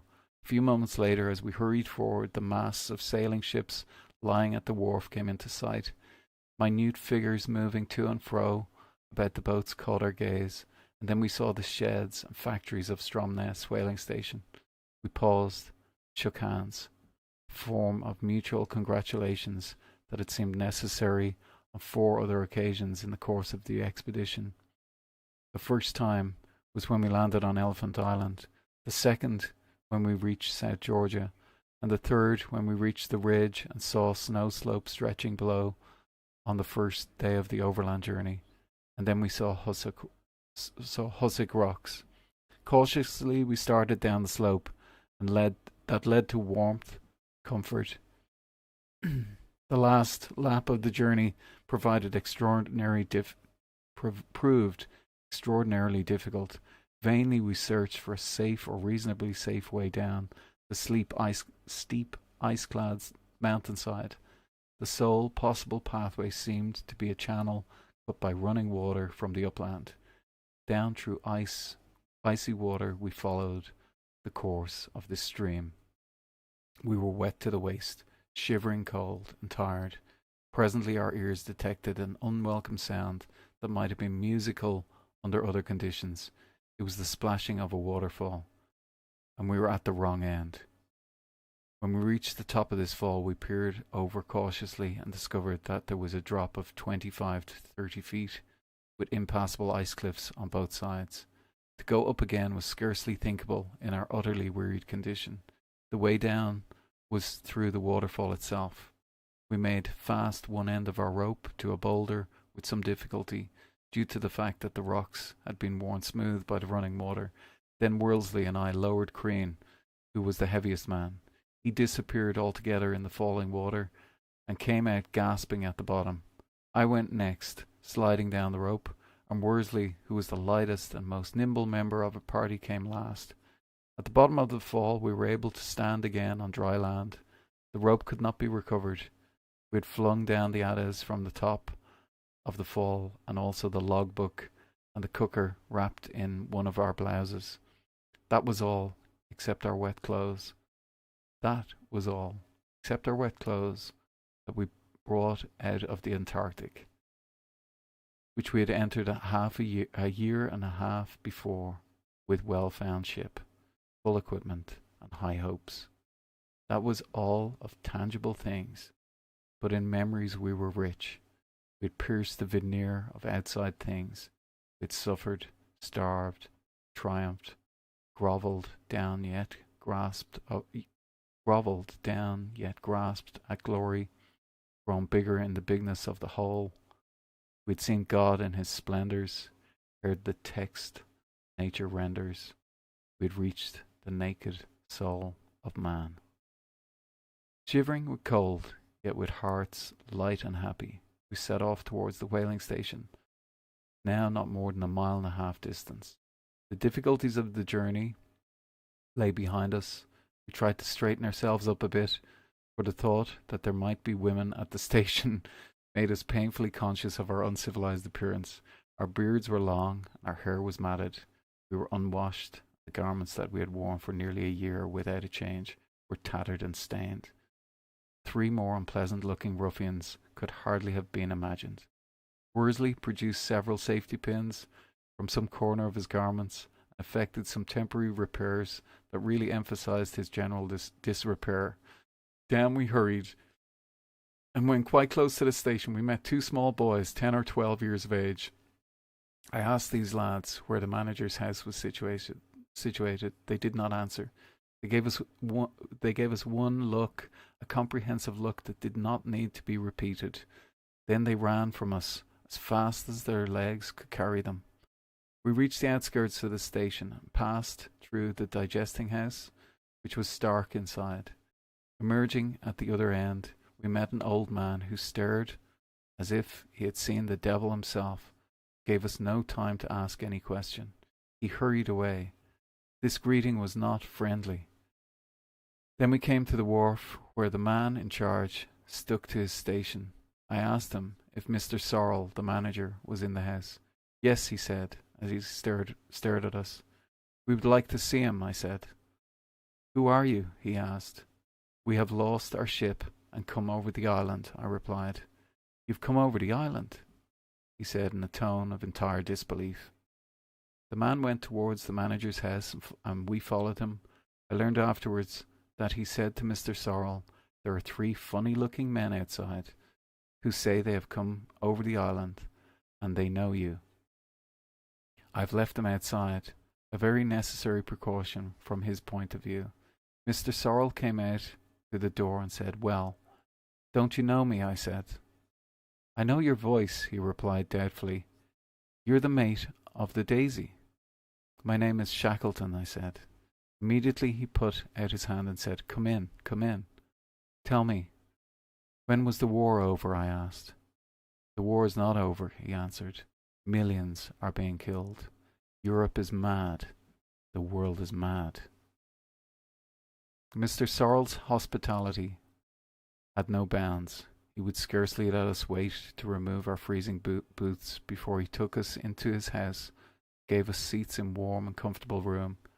We were in no condition to sit in anybody's house till we had washed and got into clean clothes, but the kindness of the station manager was proof even against the unpleasantness of being in a room with us. He gave us coffee and cakes in the Norwegian fashion, and then showed us upstairs to the bathroom, where we shed our rags, scrubbed ourselves luxuriously. Mr. Sorrel's kindness did not end with his personal care of the 3 wayfarers who had come to his door. While we were washing, he gave orders for one of the whaling vessels to be prepared at once, in order that it might leave that night for the other side of the island and pick up the 3 men there. The whalers knew King Haakon Bay, though they never worked on that side of the island. Soon we were clean again. Then we put on delightful new clothes supplied by the station stores, and got rid of our superfluous hair. Within an hour or 2 we had ceased to be savages and had become civilized men again. Then came a splendid meal, while Mr. Sorrel told us of the arrangements he had made, and we discussed plans for the rescue of our main party on Elephant Island. I arranged that Worsley should go with the relief ship to show the exact spot where the carpenter and his 2 companions were camped, while I started to prepare for the relief of the party on Elephant Island. The whaling vessel that was now going around to King Haakon Bay was expected back on Monday morning, and was to call at Grytviken Harbour, the port from which we sailed on December 1914, in order that the magistrate resident there might be informed of our fate, of the fate of the Endurance. It was possible that letters were waiting for us there. Worsley went aboard the whaler at 10 o'clock that night and turned in. The next day, the relief ship entered King Haakon Bay and reached Spaghetti Camp in a boat. Some story, eh?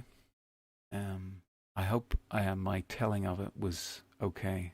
So, you know, it's hard to know how to pace a story. So, and then your imagination as you read it. I was even getting kind of caught up in that there.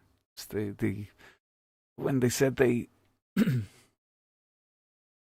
style in which they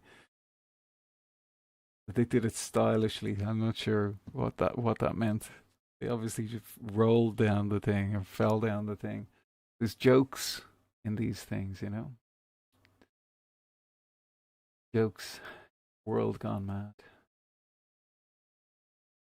Let me read some of the comments here. Owen, this makes me think even more about people.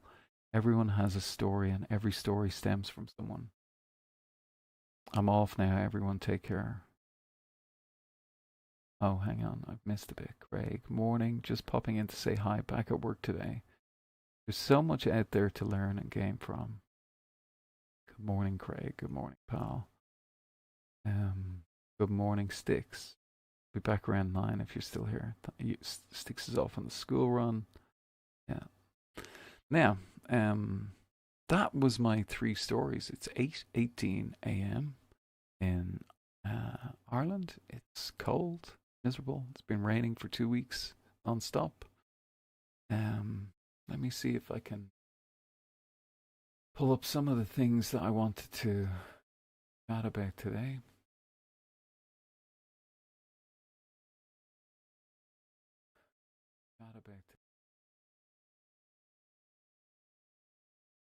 First aid kit, new boots. I talked about the new boots. The sleep system. Yeah, so I was trying to cure myself of camping back in December And that's not going to happen. But looks at things, I seem to have reignited my passion for camping by not being able to move or do anything. So, looking forward to my next camp. I'm tempted to do a nice camp, an easy camp, but then I'm also tempted to do this sleep system test where no sleeping bag and just foil blankets. I wonder, what I'll do is I'll maybe bring the sleeping bag in case it fails. And it's always nice to have something cozy around you. I don't know. I've done it before. We'll see. I might just bring a pillow. We've had this terrible non-stop ice wind for 2 weeks. Yeah. I see this on, I think it's called Zoom. It is a satellite imagery of world map clouds and stuff like that. You can see this sitting over Norway and Sweden the last 2 weeks. Crazy. These photographs, by the way, are not Hurley. What name? It eludes me. It eludes me.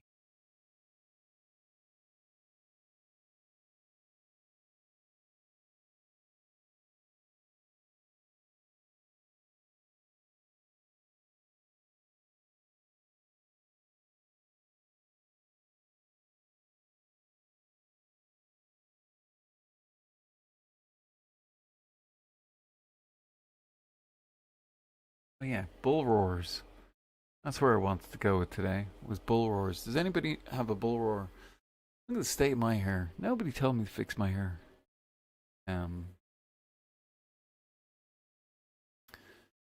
Yeah, bull roars. Myself and Sticks were in the middle of learning how to do bow drill, and I realized I had some problems with the wood that I was using. Figured out that not every piece of wood works with making bow drill fires. A beautiful way to learn, but really frustrating because you're drilling through an inch of wood each time. And an inch of wood, brilliant cardio, but horrible to do.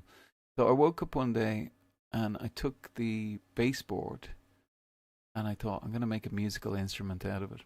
And this is this video, taking the Herf board, which has little black holes drilled in it. I don't know if you can see them. I'll just turn off me for a second. And I got the film Crocodile Dundee and I paused Crocodile Dundee and I did some rudimentary scaled measurements based on Crocodile Dundee's film Crocodile Dundee. And I said it looks a bit like this, and I drew it out on a piece of wood and I cut the piece of wood.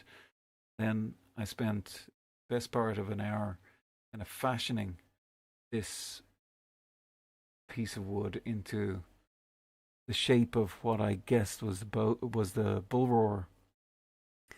And at this stage I never knew what way it worked. Didn't know how bull roars worked. I had an idea that it was possibly a wing, that it possibly needed to spin. But I was pretty much going on the basis, even looking at the film Crocodile Dundee, I was like, what's the chances they're gonna have a prop versus the real thing? So I was like, you could be making something that's totally wrong. The basic shape comes from the Crocodile Dundee film. As I paused it as he pulls it out of the bag, paused the video, and I made some judgments on what way this thing is shaped. And then like the hole has to be in the right place. The wood has to be a certain thickness. There's this temptation to keep the wood thick, but really you kind of have to go thin. Actually, you should really go thin, and even the edge cuts quite interesting. They need to be rough, angled, 45-degree angles. The edges and the cuts in the edges. How loud are bull roars? So I made one for Stuart Kitten Killer. That was the loudest one I made. So I probably made about 20 of them at this stage, 15 or 20 bull roars, and there's probably 10 experimental ones that failed in between that, so that you can go too far. Um, there's you can go. I looked up all different versions of them. Ones from Ireland, where that's kind of where I went into real experimental processes. Was looking up different versions of these from around the world. Um, the first one I made, the Crocodile Dundee one, is still one of my favorites. Still one of my favorites. Not just because I made it out of the first surfboard I ever made, but the sound of it. It sounds exactly like the. It sounds exactly like the film.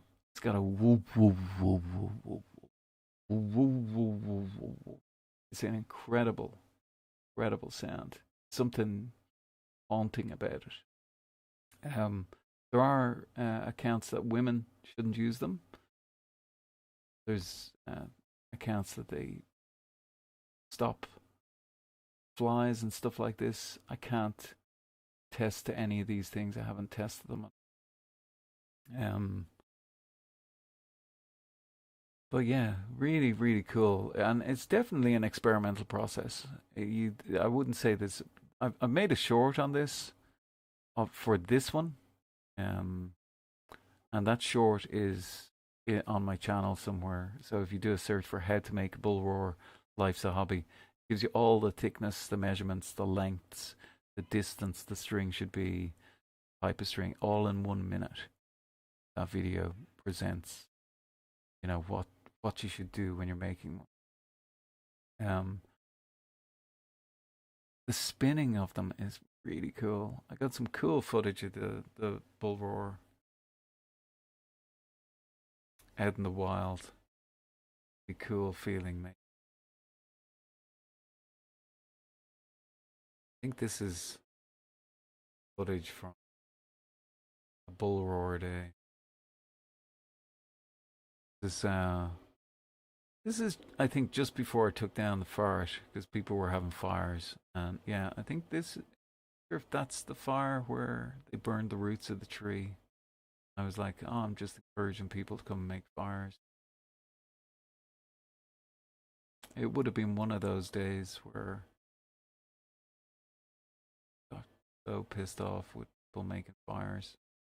Like, can you not go into the wild? Try and what animal makes fire? What other animal? Now, I get it. Get it. I'm not giving out. But this place is it. The whole thing is pine. It's pine down into the ground, probably 3 or 4 feet. And if that gets going, it's like a coal fire.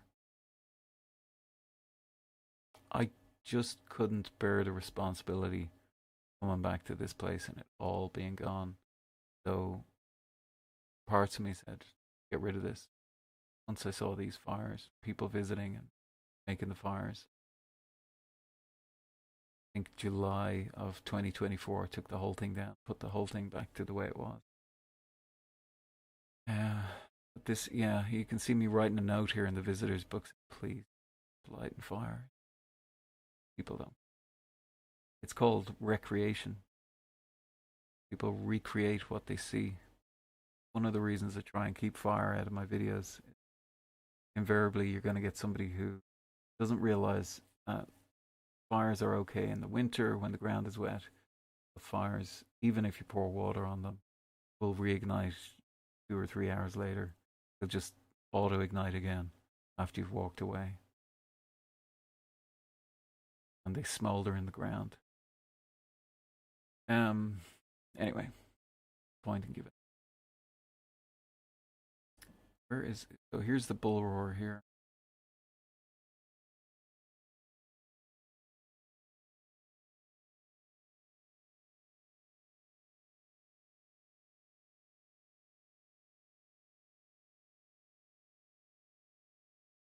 Oh, mic is cutting out. That's me. I'm facing the wrong way. Um, I think it's when I turn away from the microphone, Raven. That's interesting. I'll face it this way. Was it doing that during the narration as well? What's going on there? Do I have a filter on or something? Do I? Minus something decibels. Oh, I do have filters. 8. I do have 8 on. Wow. Shit. So that's been happening all the time. Oh, well, there you go. Such is life.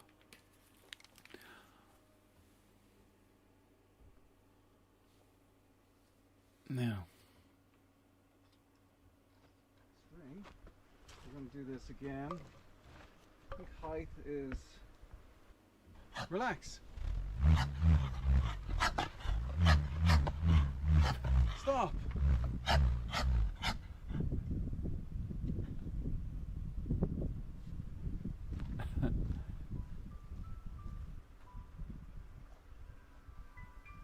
Let the fucking bull roar.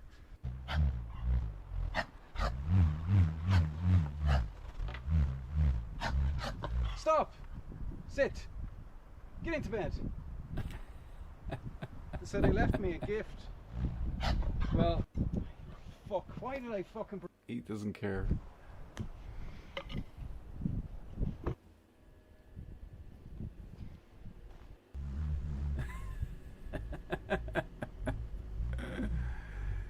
Why did I bring you? Constant one with Archie. Why did I bring you? It started after. Oh, that's cool. Thanks, Raven.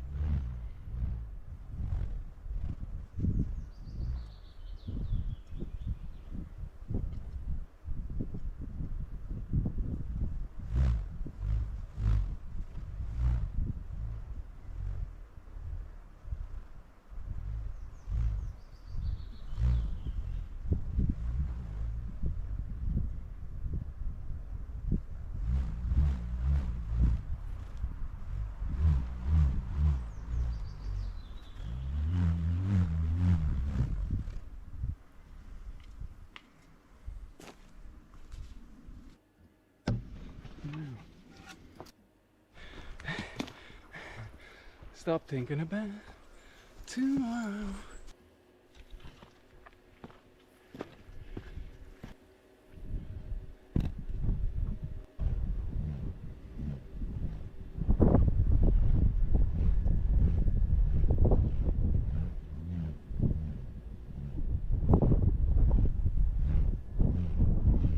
Not very good in the wind. They're not designed for wind at all. Well, who would have thought?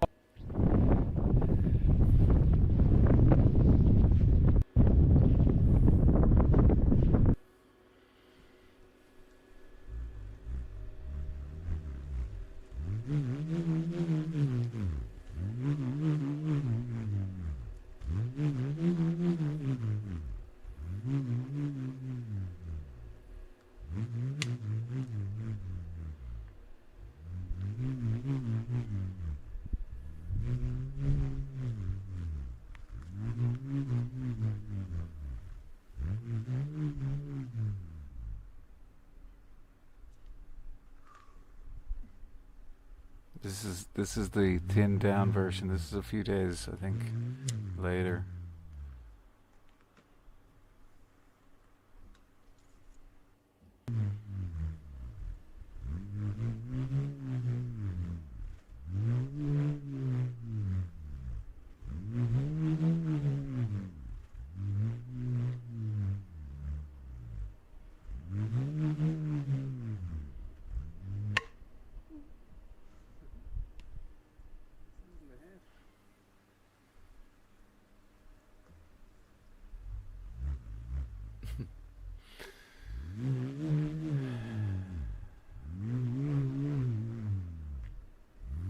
Great fun. Great fun. I have a few videos on that. I might do, I don't know. It's definitely something you have to experiment with. Definitely something you have to kind of experiment with yourself. Oh, well, good morning. It is 8:36 a.m. in Dublin, Ireland. It's a bank holiday weekend. Let's have a look at what the weather is going to be like. I hope everybody's all set. I'm looking forward to... Ooh, it's getting closer. Sorry for the late reply. Sadly, Atepa are sending me some stuff. Highlander are sending me some stuff. I've been looking up this whole idea of having raffles and fundraisers, and seemingly you have to have a license. So I've got to make sure I do things right. I'd love to get a license to raise money for the Simon community. But maybe what I can do is I can recommend that people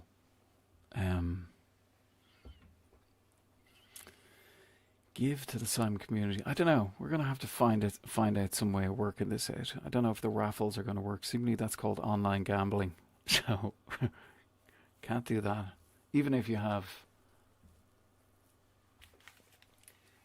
the right intentions, even if you produce all the bookwork, it's classed as online gambling. If I'm to create a raffle to give a tent to somebody, but to take any sort of money from people to give to a charity. Now, I believe there's a way of doing small community events to raise money, and there's no problem there. But yeah, I need to be cautious about what I do with the tents. I really want to do that model. I have reached out to the Simon community in Ireland, which is a homeless charity, or they support the homeless and they help the homeless. I have reached out to them, but they haven't called me back. But a lot of these things, nobody listens to the voicemails anymore, so you've got to kind of keep trying until you get somebody. So I'm sure they will have the answer as to what way I can do it. I'm actually positive they will have the answer. So I'm waiting to get in contact with the Simon community, but it's not going to thwart the plans of testing out gear. I don't want to hold on to the gear. So it's either going to go to a good cause, or it'll find its way to the Simon community. I'm not sure if people want tents for homeless people. I don't think it's a very healthy way for a homeless person to live. I think they get full of condensation, and they get full of mold if you try living in a tent for any amount of time. But certainly there's got to be ways to do this in a sensible way. Well, I'm looking forward to testing the gear. I'm looking forward to trying to raise money. I'm looking forward to trying to do these things.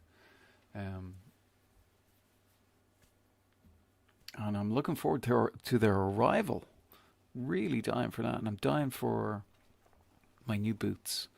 I bought the new boots not yesterday, the day before. I'll show you the boots. Hang on there 1 second. Let's bring them up. Where is that? Escape.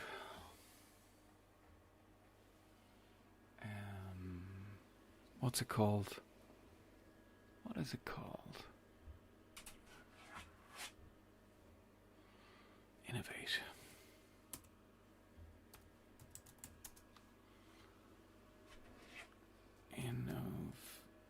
Innovate.com. Oh, we have a visitor. We have a visitor. Select your country, accept. Ireland. Hang on, Archie. 1 second. Now, how do we bring up Internet Explorer there? And how do we get rid of... No, there's me. Hang on. That's me. We want me. And then, okay, hang on. We'll open the curtains. Let a bit of daylight in. Come on. Come here. You ready? You want to say hello? Oh, there you go. Look at you. Yeah, hang on. We're talking about boots. What's going on? Are you alright? Do you want me to rub your head? Do you want me to rub your head? You okay? Oh, my little man. You alright?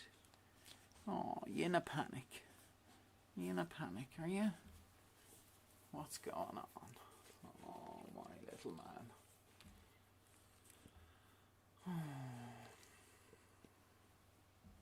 What's wrong? Are you okay? You're stressed out. I know what you want. You want to go for a...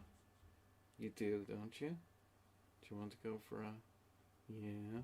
Do you want to go up the mountains? Yeah. That's making you relaxed, isn't it? That's what you want. Isn't it? Oh yeah. Oh yeah. Oh yeah. Where do you want to go? Do you want to get up on the window? What do you want? Up here? Up on the window?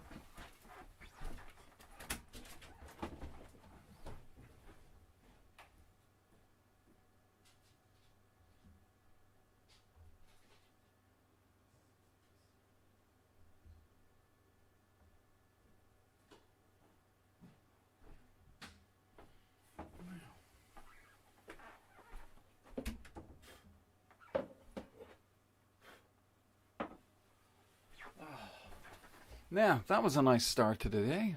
I enjoyed that. I actually enjoyed that one.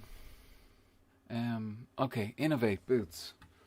So, men's gymwear, hiking, apparel, hiking, footwear, boots.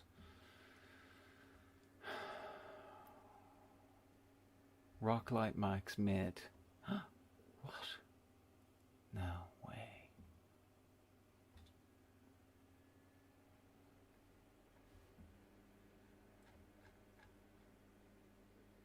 No way. Oh no, Rocklight Pro made. Rocklight Max, yeah, Rocklight. See, they didn't have these in my size. This was interesting. With the Innovate website, I actually had to make a judgment on my size. So I have these I got these. Oh, bad choice. So I got these last year. I've used Innovates for a long time. I got these last year when I fell into the hole. I thought you need to be able to be seen, especially if you fall into a hole. So I ended up getting some red runners, but these are new Innovates, and you'll see the grip on these. These are super light, couple of grams. I don't know if they're even 200 grams. They're probably about 200 grams. But they're totally vented, lightweight. Trail Talon is what they're called. And I did the 56-kilometer walk wearing a pair of these. Not exactly the same, but maybe 4 years ago version. Didn't have a blister after 35 miles. But you'll see the grip. So I got these last year for walking, and I've just about got them to the point where they're softened up. And then you have this type of, it's called graphene. It's a type of rubber that Innovate use. And this ages, so you get a certain amount of time with a shoe like this. You can't just store this shoe and think it's going to be the same. It's going to harden up over time and become kind of useless. And you want it kind of soft. And there's even like slight edges that are different, just a millimeter different on the front of these lugs. That's just meant to wear down a little bit different, so it's harder and then soft, hard and soft. Really cool, really, really technical shoe. So the new boot that I got is the Pro one. Let me see where that one is. It's very similar to this. Pro Mid. This is it. And it's the same grip. And for me, when I'm hiking, one thing I've found is that your feet, my feet, don't like to change shoe. They don't like to change grip. So this is an interesting choice this year, is to get a boot that's waterproof.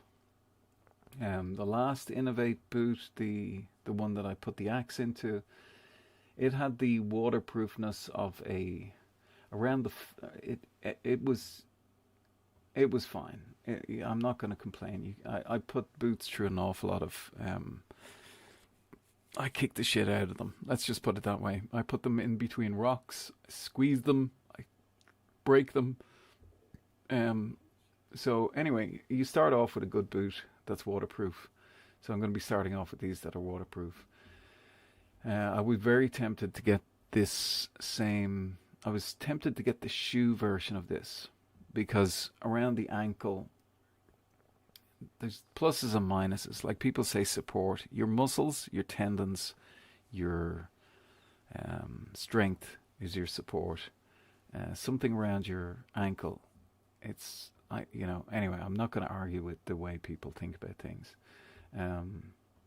But the grip, and these are coming now in the next few days, and I can't wait. I actually can't wait for them to come. Yes, an expensive boot. Absolutely. But judging by the last ones, and judging by the last decade of using Innovates, I will not be disappointed. The last rock lights that I used, every time, and even the day I put the axe through them, they were gone. The heel, the shock absorption in the heel was gone from me carrying 18 kilo and 14 kilo bags over 2 years. It was gone. But I still picked them. And the reason I picked them was the lack of sliding and slipping. And that's what you get with, 6-8 mils of pointy bits sticking out the bottom of the shoe. You also get like a little area when you're on flat. You get this little kind of massage thing that massages your feet with these lugs. So they're really nice. They're light. I'm looking forward to them. I'm looking forward to hitting some bogs for Vel. That's what's coming next. Is hitting some bogs. I think that is all that I had. Will we do a quiz? There's 3 people here. I think. Will we do a quiz? No, we'll wait. Can you believe it's Friday. What a week it's been. Let's see if I have anything on the quiz. There was something else. New boots, sleep system, test pilot kit, first aid kit. I wanted to know what type of first aid kits people use, and if you use one. I want to do a thing on first aid kits, so I've ordered a green box first aid kit that you get in an office, and this has one of these ISO 9000 accreditations to it. So I don't know much about medical stuff. I know a triangular bandage. I know different types of woven bandages and stuff like that, but I'm not into this. I'm not skilled in it at all, obviously. But it was Mick from Hampshire Outdoors and Survival that put me on to even having a bag with me. Like, before I knew Mick from Hampshire Outdoors and Survival, I'll show you what I used to bring with me. You'd be lucky if I brought some... look at the video. The video is really bad, isn't it? Hang on there. Camera settings. Configure video. Where is that? Exposure auto. There we go. White balance auto. There we go. Yeah, that's better, isn't it? Yeah, you'd be lucky if I brought this. I've always had like 3 of them. That's a type of webbing tape. But this is generally what you would see me with in terms of bandages. You know when you slice a nail in half and you're left with like a pointy bit of nail and then there's a bit of nail missing. Insulating tape. You might see this in some of my videos, but you'll see this. Yeah, oh, perfect. I'm not going to catch that on anything. Because invariably when you go camping, you lose a nail. You're not camping right unless you lose a nail. But yeah, it was Mick from Hampshire Outdoors and Survival that kind of got me into this. And I've been running out of this tape, obviously from injuring myself for the first time in a long time. I discovered this stuff, which is a crepe bandage, which kind of sticks to itself. So it's a wide... so if you put a dressing on, you can put the crepe bandage around it and it sticks to itself. It's not sticky. So you can take it off if the wound starts to swell and stretch. You can actually loosen it and you don't have to do a new one. That's a crepe. It's called a crepe bandage. Really, really cool. The hospital were really nice to me. They said, I'll tell you what, we'll give you a lot of bandages because you're not having a good time. This was what I had when I was at when I actually had the accident. I had a few packs of these, and I was very tempted to put a Cheeky Panda Classic bamboo pocket tissue onto my foot, and I just thought it's gonna stick to it. So the Cheeky Panda Classic bamboo pocket tissue was with me. What else have we got in the medical bag? I've got one of these in the medical bag, and which is a foil blanket. I've got antihistamines, earplugs, cotton buds, lip balm, and those little cotton expandable balls. These are the types of bandages that I was on about. I'm just going to open one of these. This is like the triangular bandage. Just going to open one. And I can use this as a demo one. Oh yeah, there's a few patches in this one. This I got from the hospital. But this is the type of... It is a cotton type bandage, I believe. is it called non-woven Euro swabs? These are for cleaning. These are for wound cleaning, believe it or not. But it's a similar type of non-woven thing that was in the triangular bandage. I believe some people call them an Israeli bandage, triangular bandage, or whatever. But the triangular bandage is a big piece that you can cut from and wrap around a wound. And that's what I did at the car. I cut a piece out of it, wrapped it around the wound, and then taped it. This was some interesting stuff that I got from the hospital, which is called inadine, which is like an iodine, a sliver of iodine. I'll show you it. It's kept between two like non-sticky sticky pieces,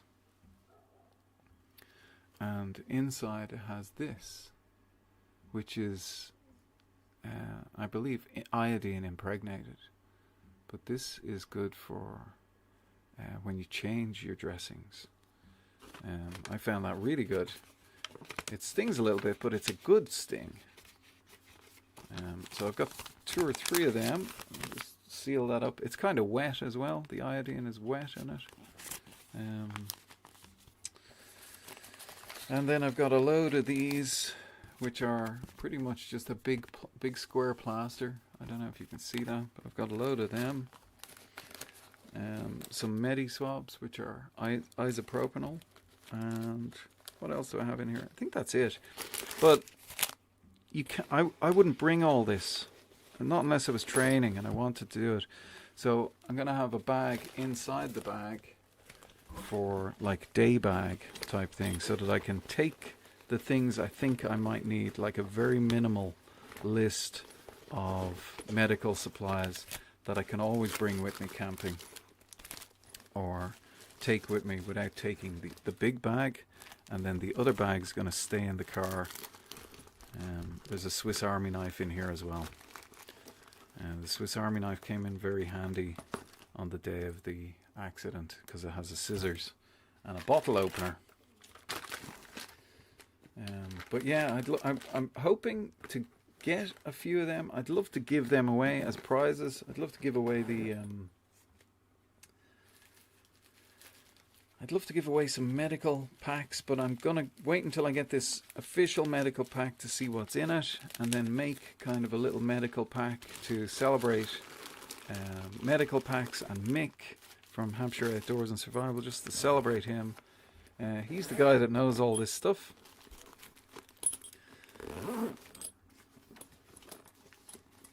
And he's the guy that inspired this bag, and I call this bag the Mick Kit, I believe is the name of it. Now, if I was doing a mission, I put my toothbrush in there, I put other stuff in there, so that it becomes my kind of medical night bag.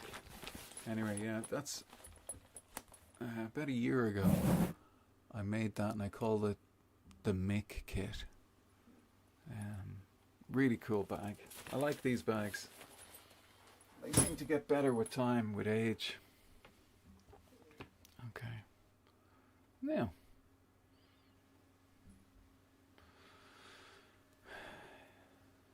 we've 4 people in here. No TQ. What's a TQ? No TQ. What's a TQ?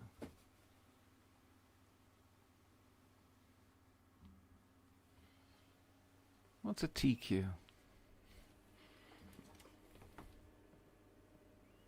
Tourniquet. That's called a rope. You know, when I had that accident, I did consider that. I looked at it and I considered for about 12 seconds putting tissue on it and wrapping it with, rope or whatever. But yeah, I mean, a tourniquet is a belt. A tourniquet is a rope. And these would be items that I'd have on me all the time. It's a strap off a bag. I'm not, Raven, at this stage, I don't see myself going back to the I don't see myself going back to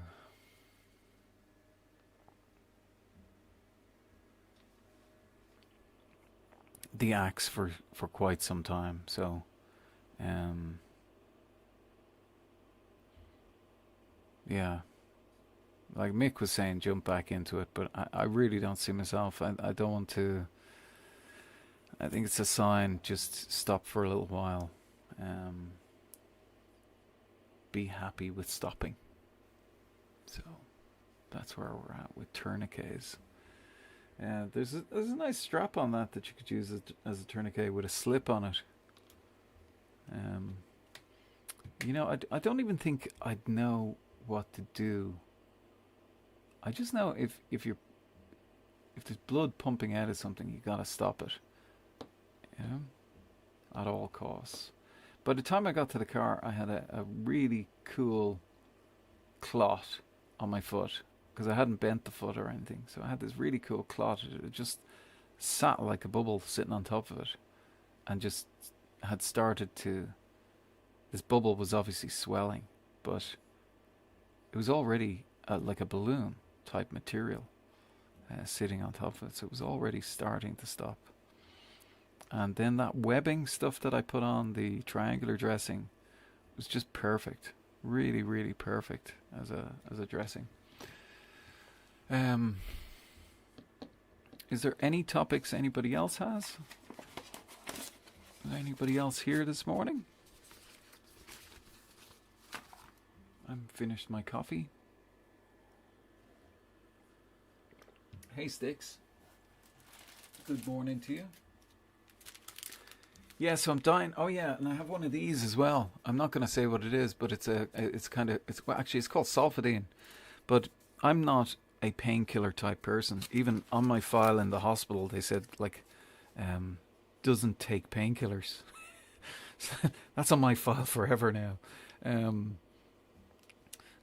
they're like, give me some painkillers. But when I was on Tubicol, I think I said this before, I had a fall. And somebody gave me one of these Solfidines. I believe they're really bad for you if you actually take them all the time. But yeah, so I've one of them, and I think I have 2 paracetamol as well in that medical bag. But it's kind of like one of everything goes into that bag. I'm going to put an emergency poncho in as well. I got these ponchos. Wait, I'll show you these. These are pretty cool.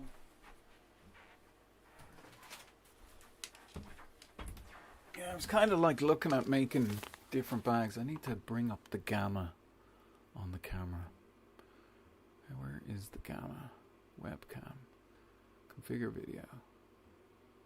Gamma. Where is that? Where is the gamma? Is that going to work? Brightness. There we go. Right, okay. I'll pull this down a little bit. So, I love these Molly pouches. These ones are a bit too big for your chest, but I love these. A few of them up here that I can pick and choose from. And I was looking at kind of making a mini medical bag, and I was like, I prefer having everything that I would possibly use in one bag in the car, and then have like a miniature bag. So I was toying with this last night. I was like, what would you do? And this is one of the things that's come out of this Christmas is, well, look at that. It says surprise gift, and it is a foil-lined emergency poncho. And I like it. I actually had one that day when I had the accident. I had one, and I was sitting for about an hour with it under the raincoat, and just sitting there, and it was lovely. Just not moving and retaining temperature was nice, and it's a waterproof barrier as well. So under my brown poncho, it would be another layer. So I'm dying to try that out, but you know what? It's going to get too warm to try these things out soon. You'd want to do it in shorts and t-shirt. Yeah, look at me showing things off. Anyway, these are my choices on things. I'm not trying to sell anything.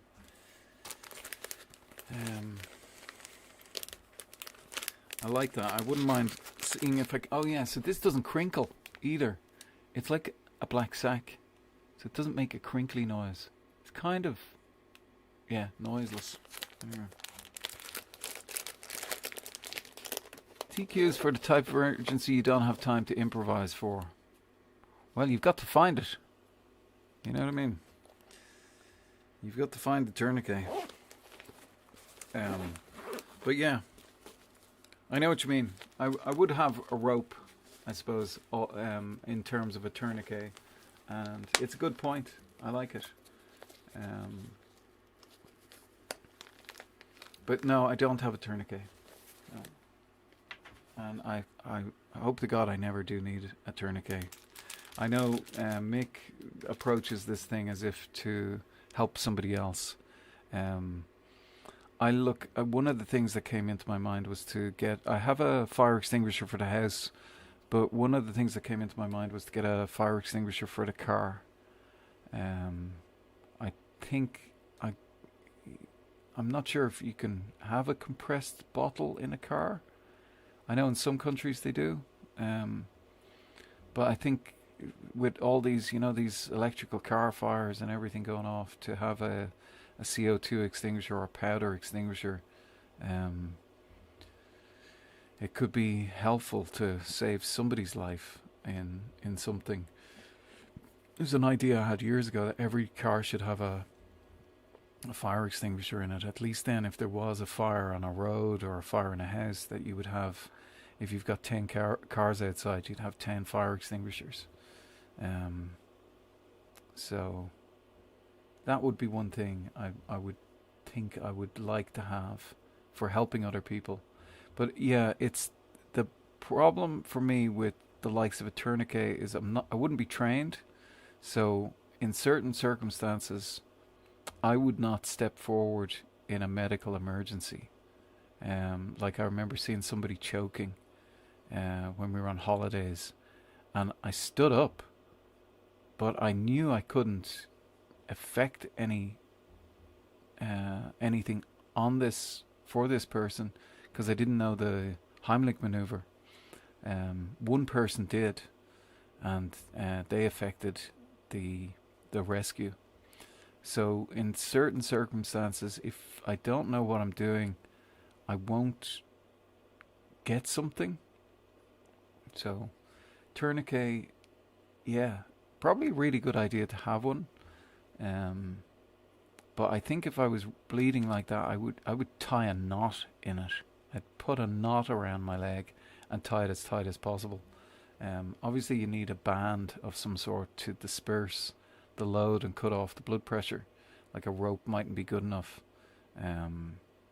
So the way I look at it is, it would be a trouser belt would be the closest thing I'd have to something like that.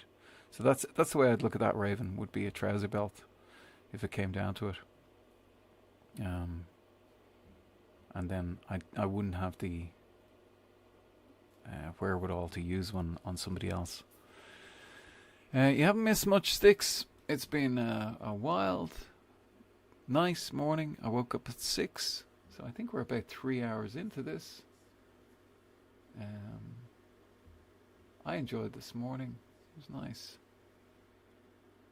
How do I drop the brightness again? There we go. Red Cross has first aid training, a good place to start. Yeah, I've done first aid training, and I just wouldn't feel confident on certain things. Like certainly if somebody was on the ground on the side of the road, I would definitely know how to apply first aid. And I would be one of those people who would get out of their car, stop the car, and try and assist, or even see if assistance was needed, even if there was assistance there. So in terms of first aid, I do understand first aid, but with the likes of a tourniquet, that's the way I think about it. Is where if I start carrying everything medical with me, it becomes impossible. There's always this temptation to think that you can carry absolutely everything you need. It's totally impractical. It doesn't work in reality. You end up with too much of a load of all the things you could possibly need. It's a house. I mean, that's why we built houses. So I've always been like that. That you will have to improvise. You do have to improvise, and I will improvise on something. Because you have to be able to improvise. I'll give you an example. I saw a lady drowning once. She was floating in a lake with a basketball on her chest, one of these miniature basketballs. And the basketball went out, popped out like this from underneath her hands. She was floating like this with the basketball here. And the basketball popped out.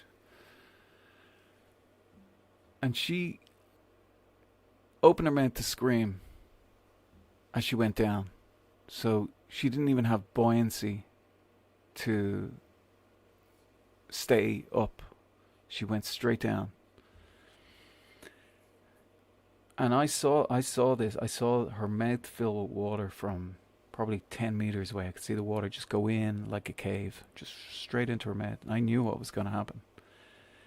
And I walked by 7, 8 people who were stuck, frozen in their feet, in their footsteps. Not frozen. They just didn't move. I found it astonishing. They didn't move.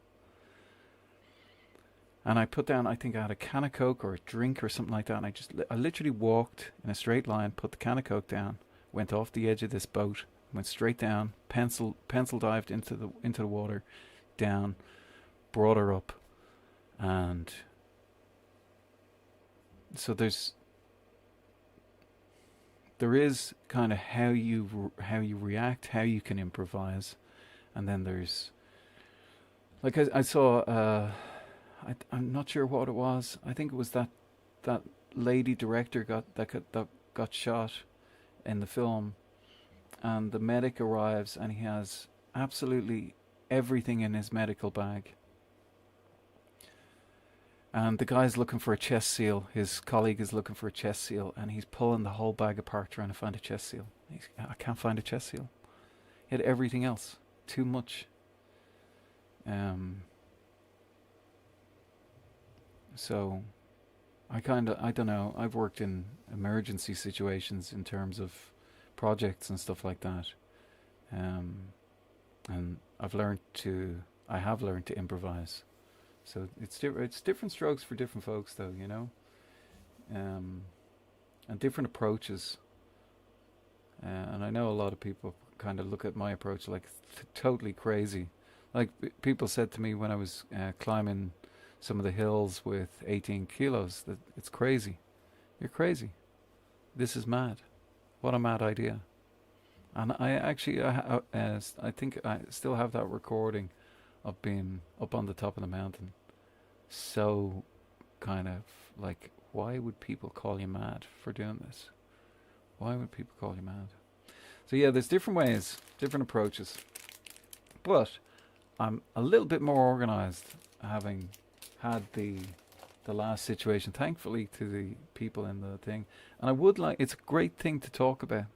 It's a great thing. Some of the comments that I got from that video were about how people were considering what they were going to do with their own medical decisions, their own medic bags. Somebody was saying that they were putting one together for their kid, for a camping trip, and I think it's brilliant. So I want to do some more on this, on medical bags. It's a topic I never thought I'd really get into. But I'd like to go through this, the one that comes from people who know. So a first aid kit. So I'm going to go through that and see, like, what is this? What does that do? Open them all up, see what they do. and then in the end make a little bag, maybe like this, or what can we all agree on is the bare essentials in terms of something like that. I know the strap that comes on this bag, for instance, is a perfect tourniquet. The, I don't know, 1 inch wide strap would be a perfect tourniquet. Do I know anything about perfect tourniquets?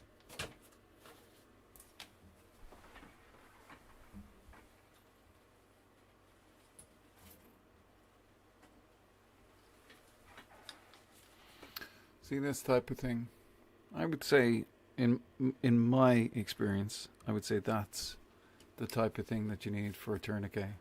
Something that spreads the load, or something like that, like seatbelt material, something that spreads the load. Like I can easily take that loop, the tightening loop, and I can bring that up and pull. So just the strap off a camera. And I guess that's what I mean, Raven, by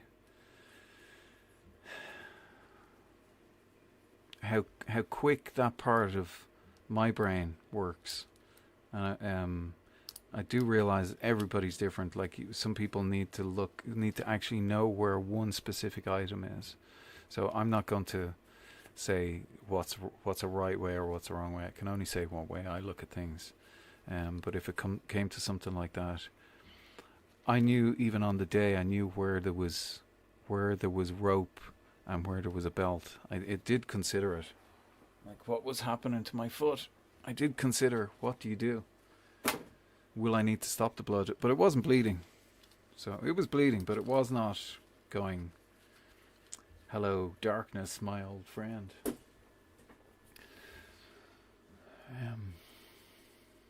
So we did have the film. What was it called? What was that film called? Will we get to that quiz next week? Will we do that next week?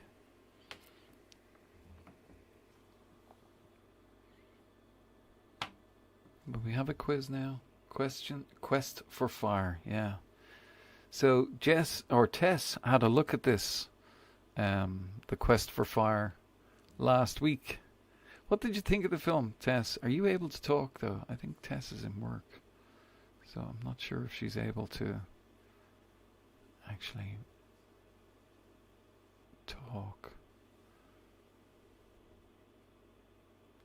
Oh, I know what it is. It was that oxalis question.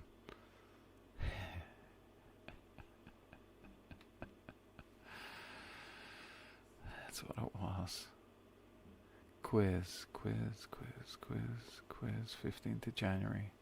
I don't think I've got any more quiz questions.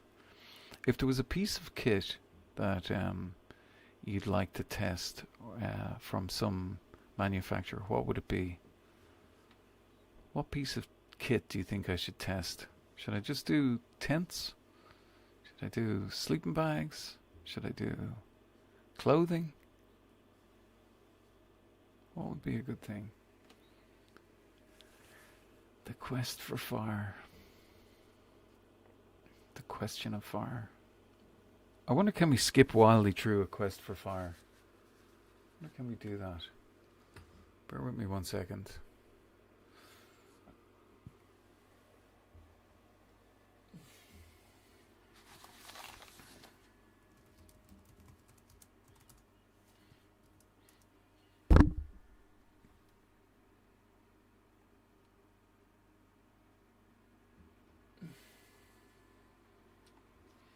I wonder if I make me big enough.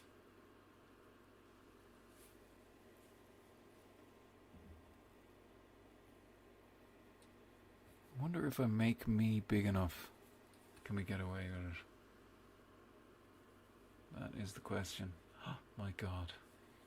What have we got going on here? Bivy bag, not the tent kind.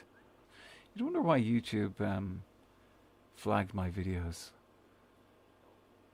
Negative events. Is it because it wasn't acting?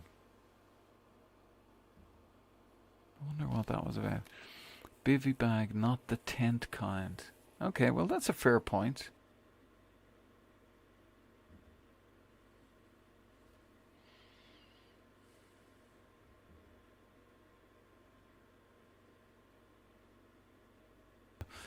So let's grab this back to here. And let's find... Oh.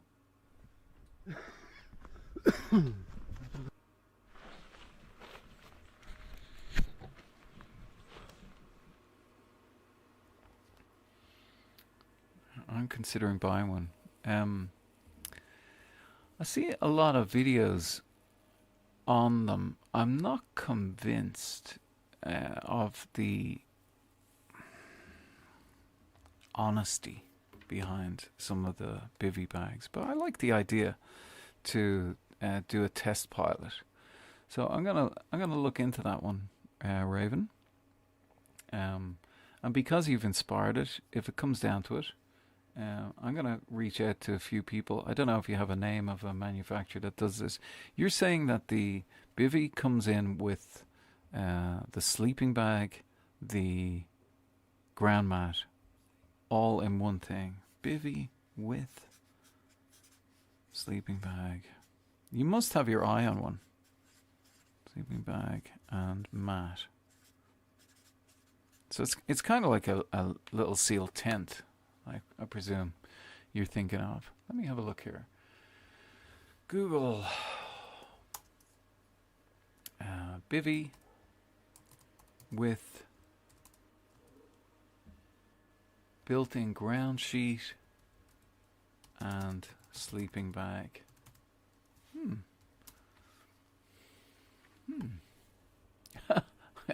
The Chauncey sleeping bag suit. I like that. That is good. Chonzi. I think I should bring this up.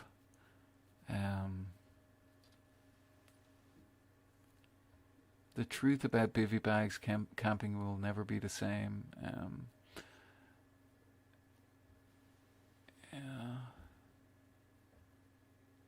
Highly water resistant and breathable top fabric. So you can have a breathable top fabric, but what will happen is when the air that comes out from your body, and you leak about 500 milliliters in the night from your body, about 750 mils from an average human through your mouth and through your body, you just leak. You comes out through your pores. So as that air goes through the breathable layer, it then meets cold air and immediately condenses. So it doesn't fly away and drift away into space. It immediately condenses, and it'll either condense as it comes out through the sleeping bag into the next layer, or it'll condense when it comes through the next layer. And that's when it condenses, then you've got water. You've got water droplets. And once you get water into a sleep system, it becomes really difficult to stay warm. So, like, people think the water's coming through from outside, but it's coming out of your body. And I suppose if you could keep yourself relatively cool inside, then you might be able to mitigate too much perspiration. I don't want to dissuade you because I've never gone into that either. I just see bivvies with a ground sheet. Snugpack Stratosphere bivvy. Like, what weight are you looking at with these? They look like they might be a kilo or so.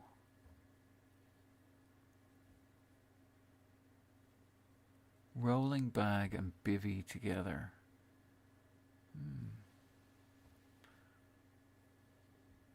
A thermal bivvy.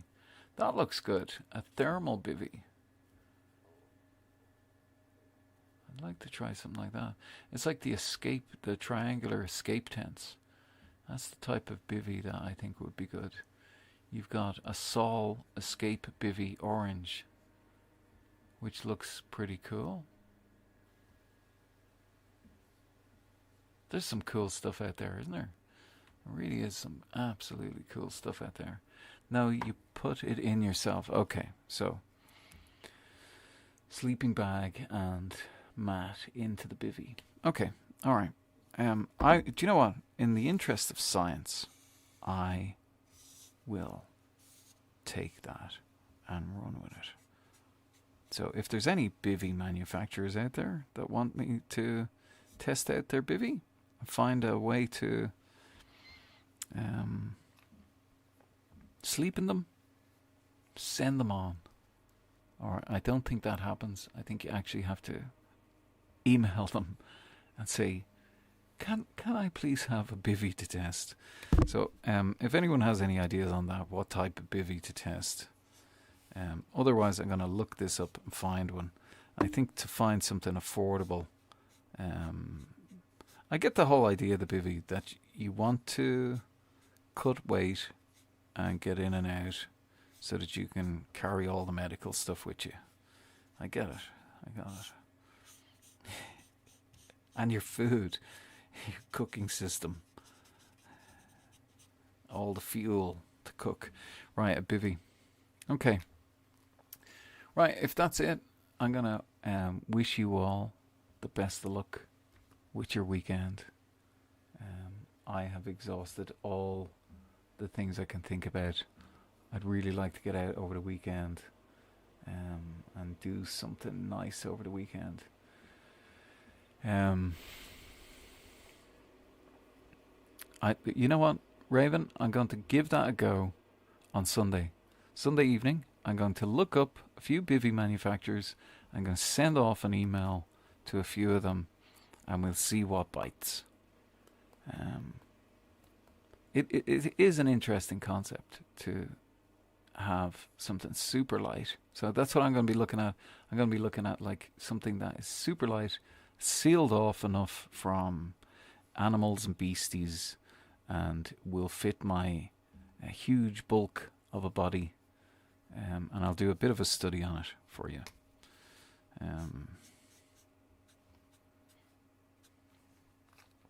All right. Okay, thanks very much for coming in and coming to my live this morning.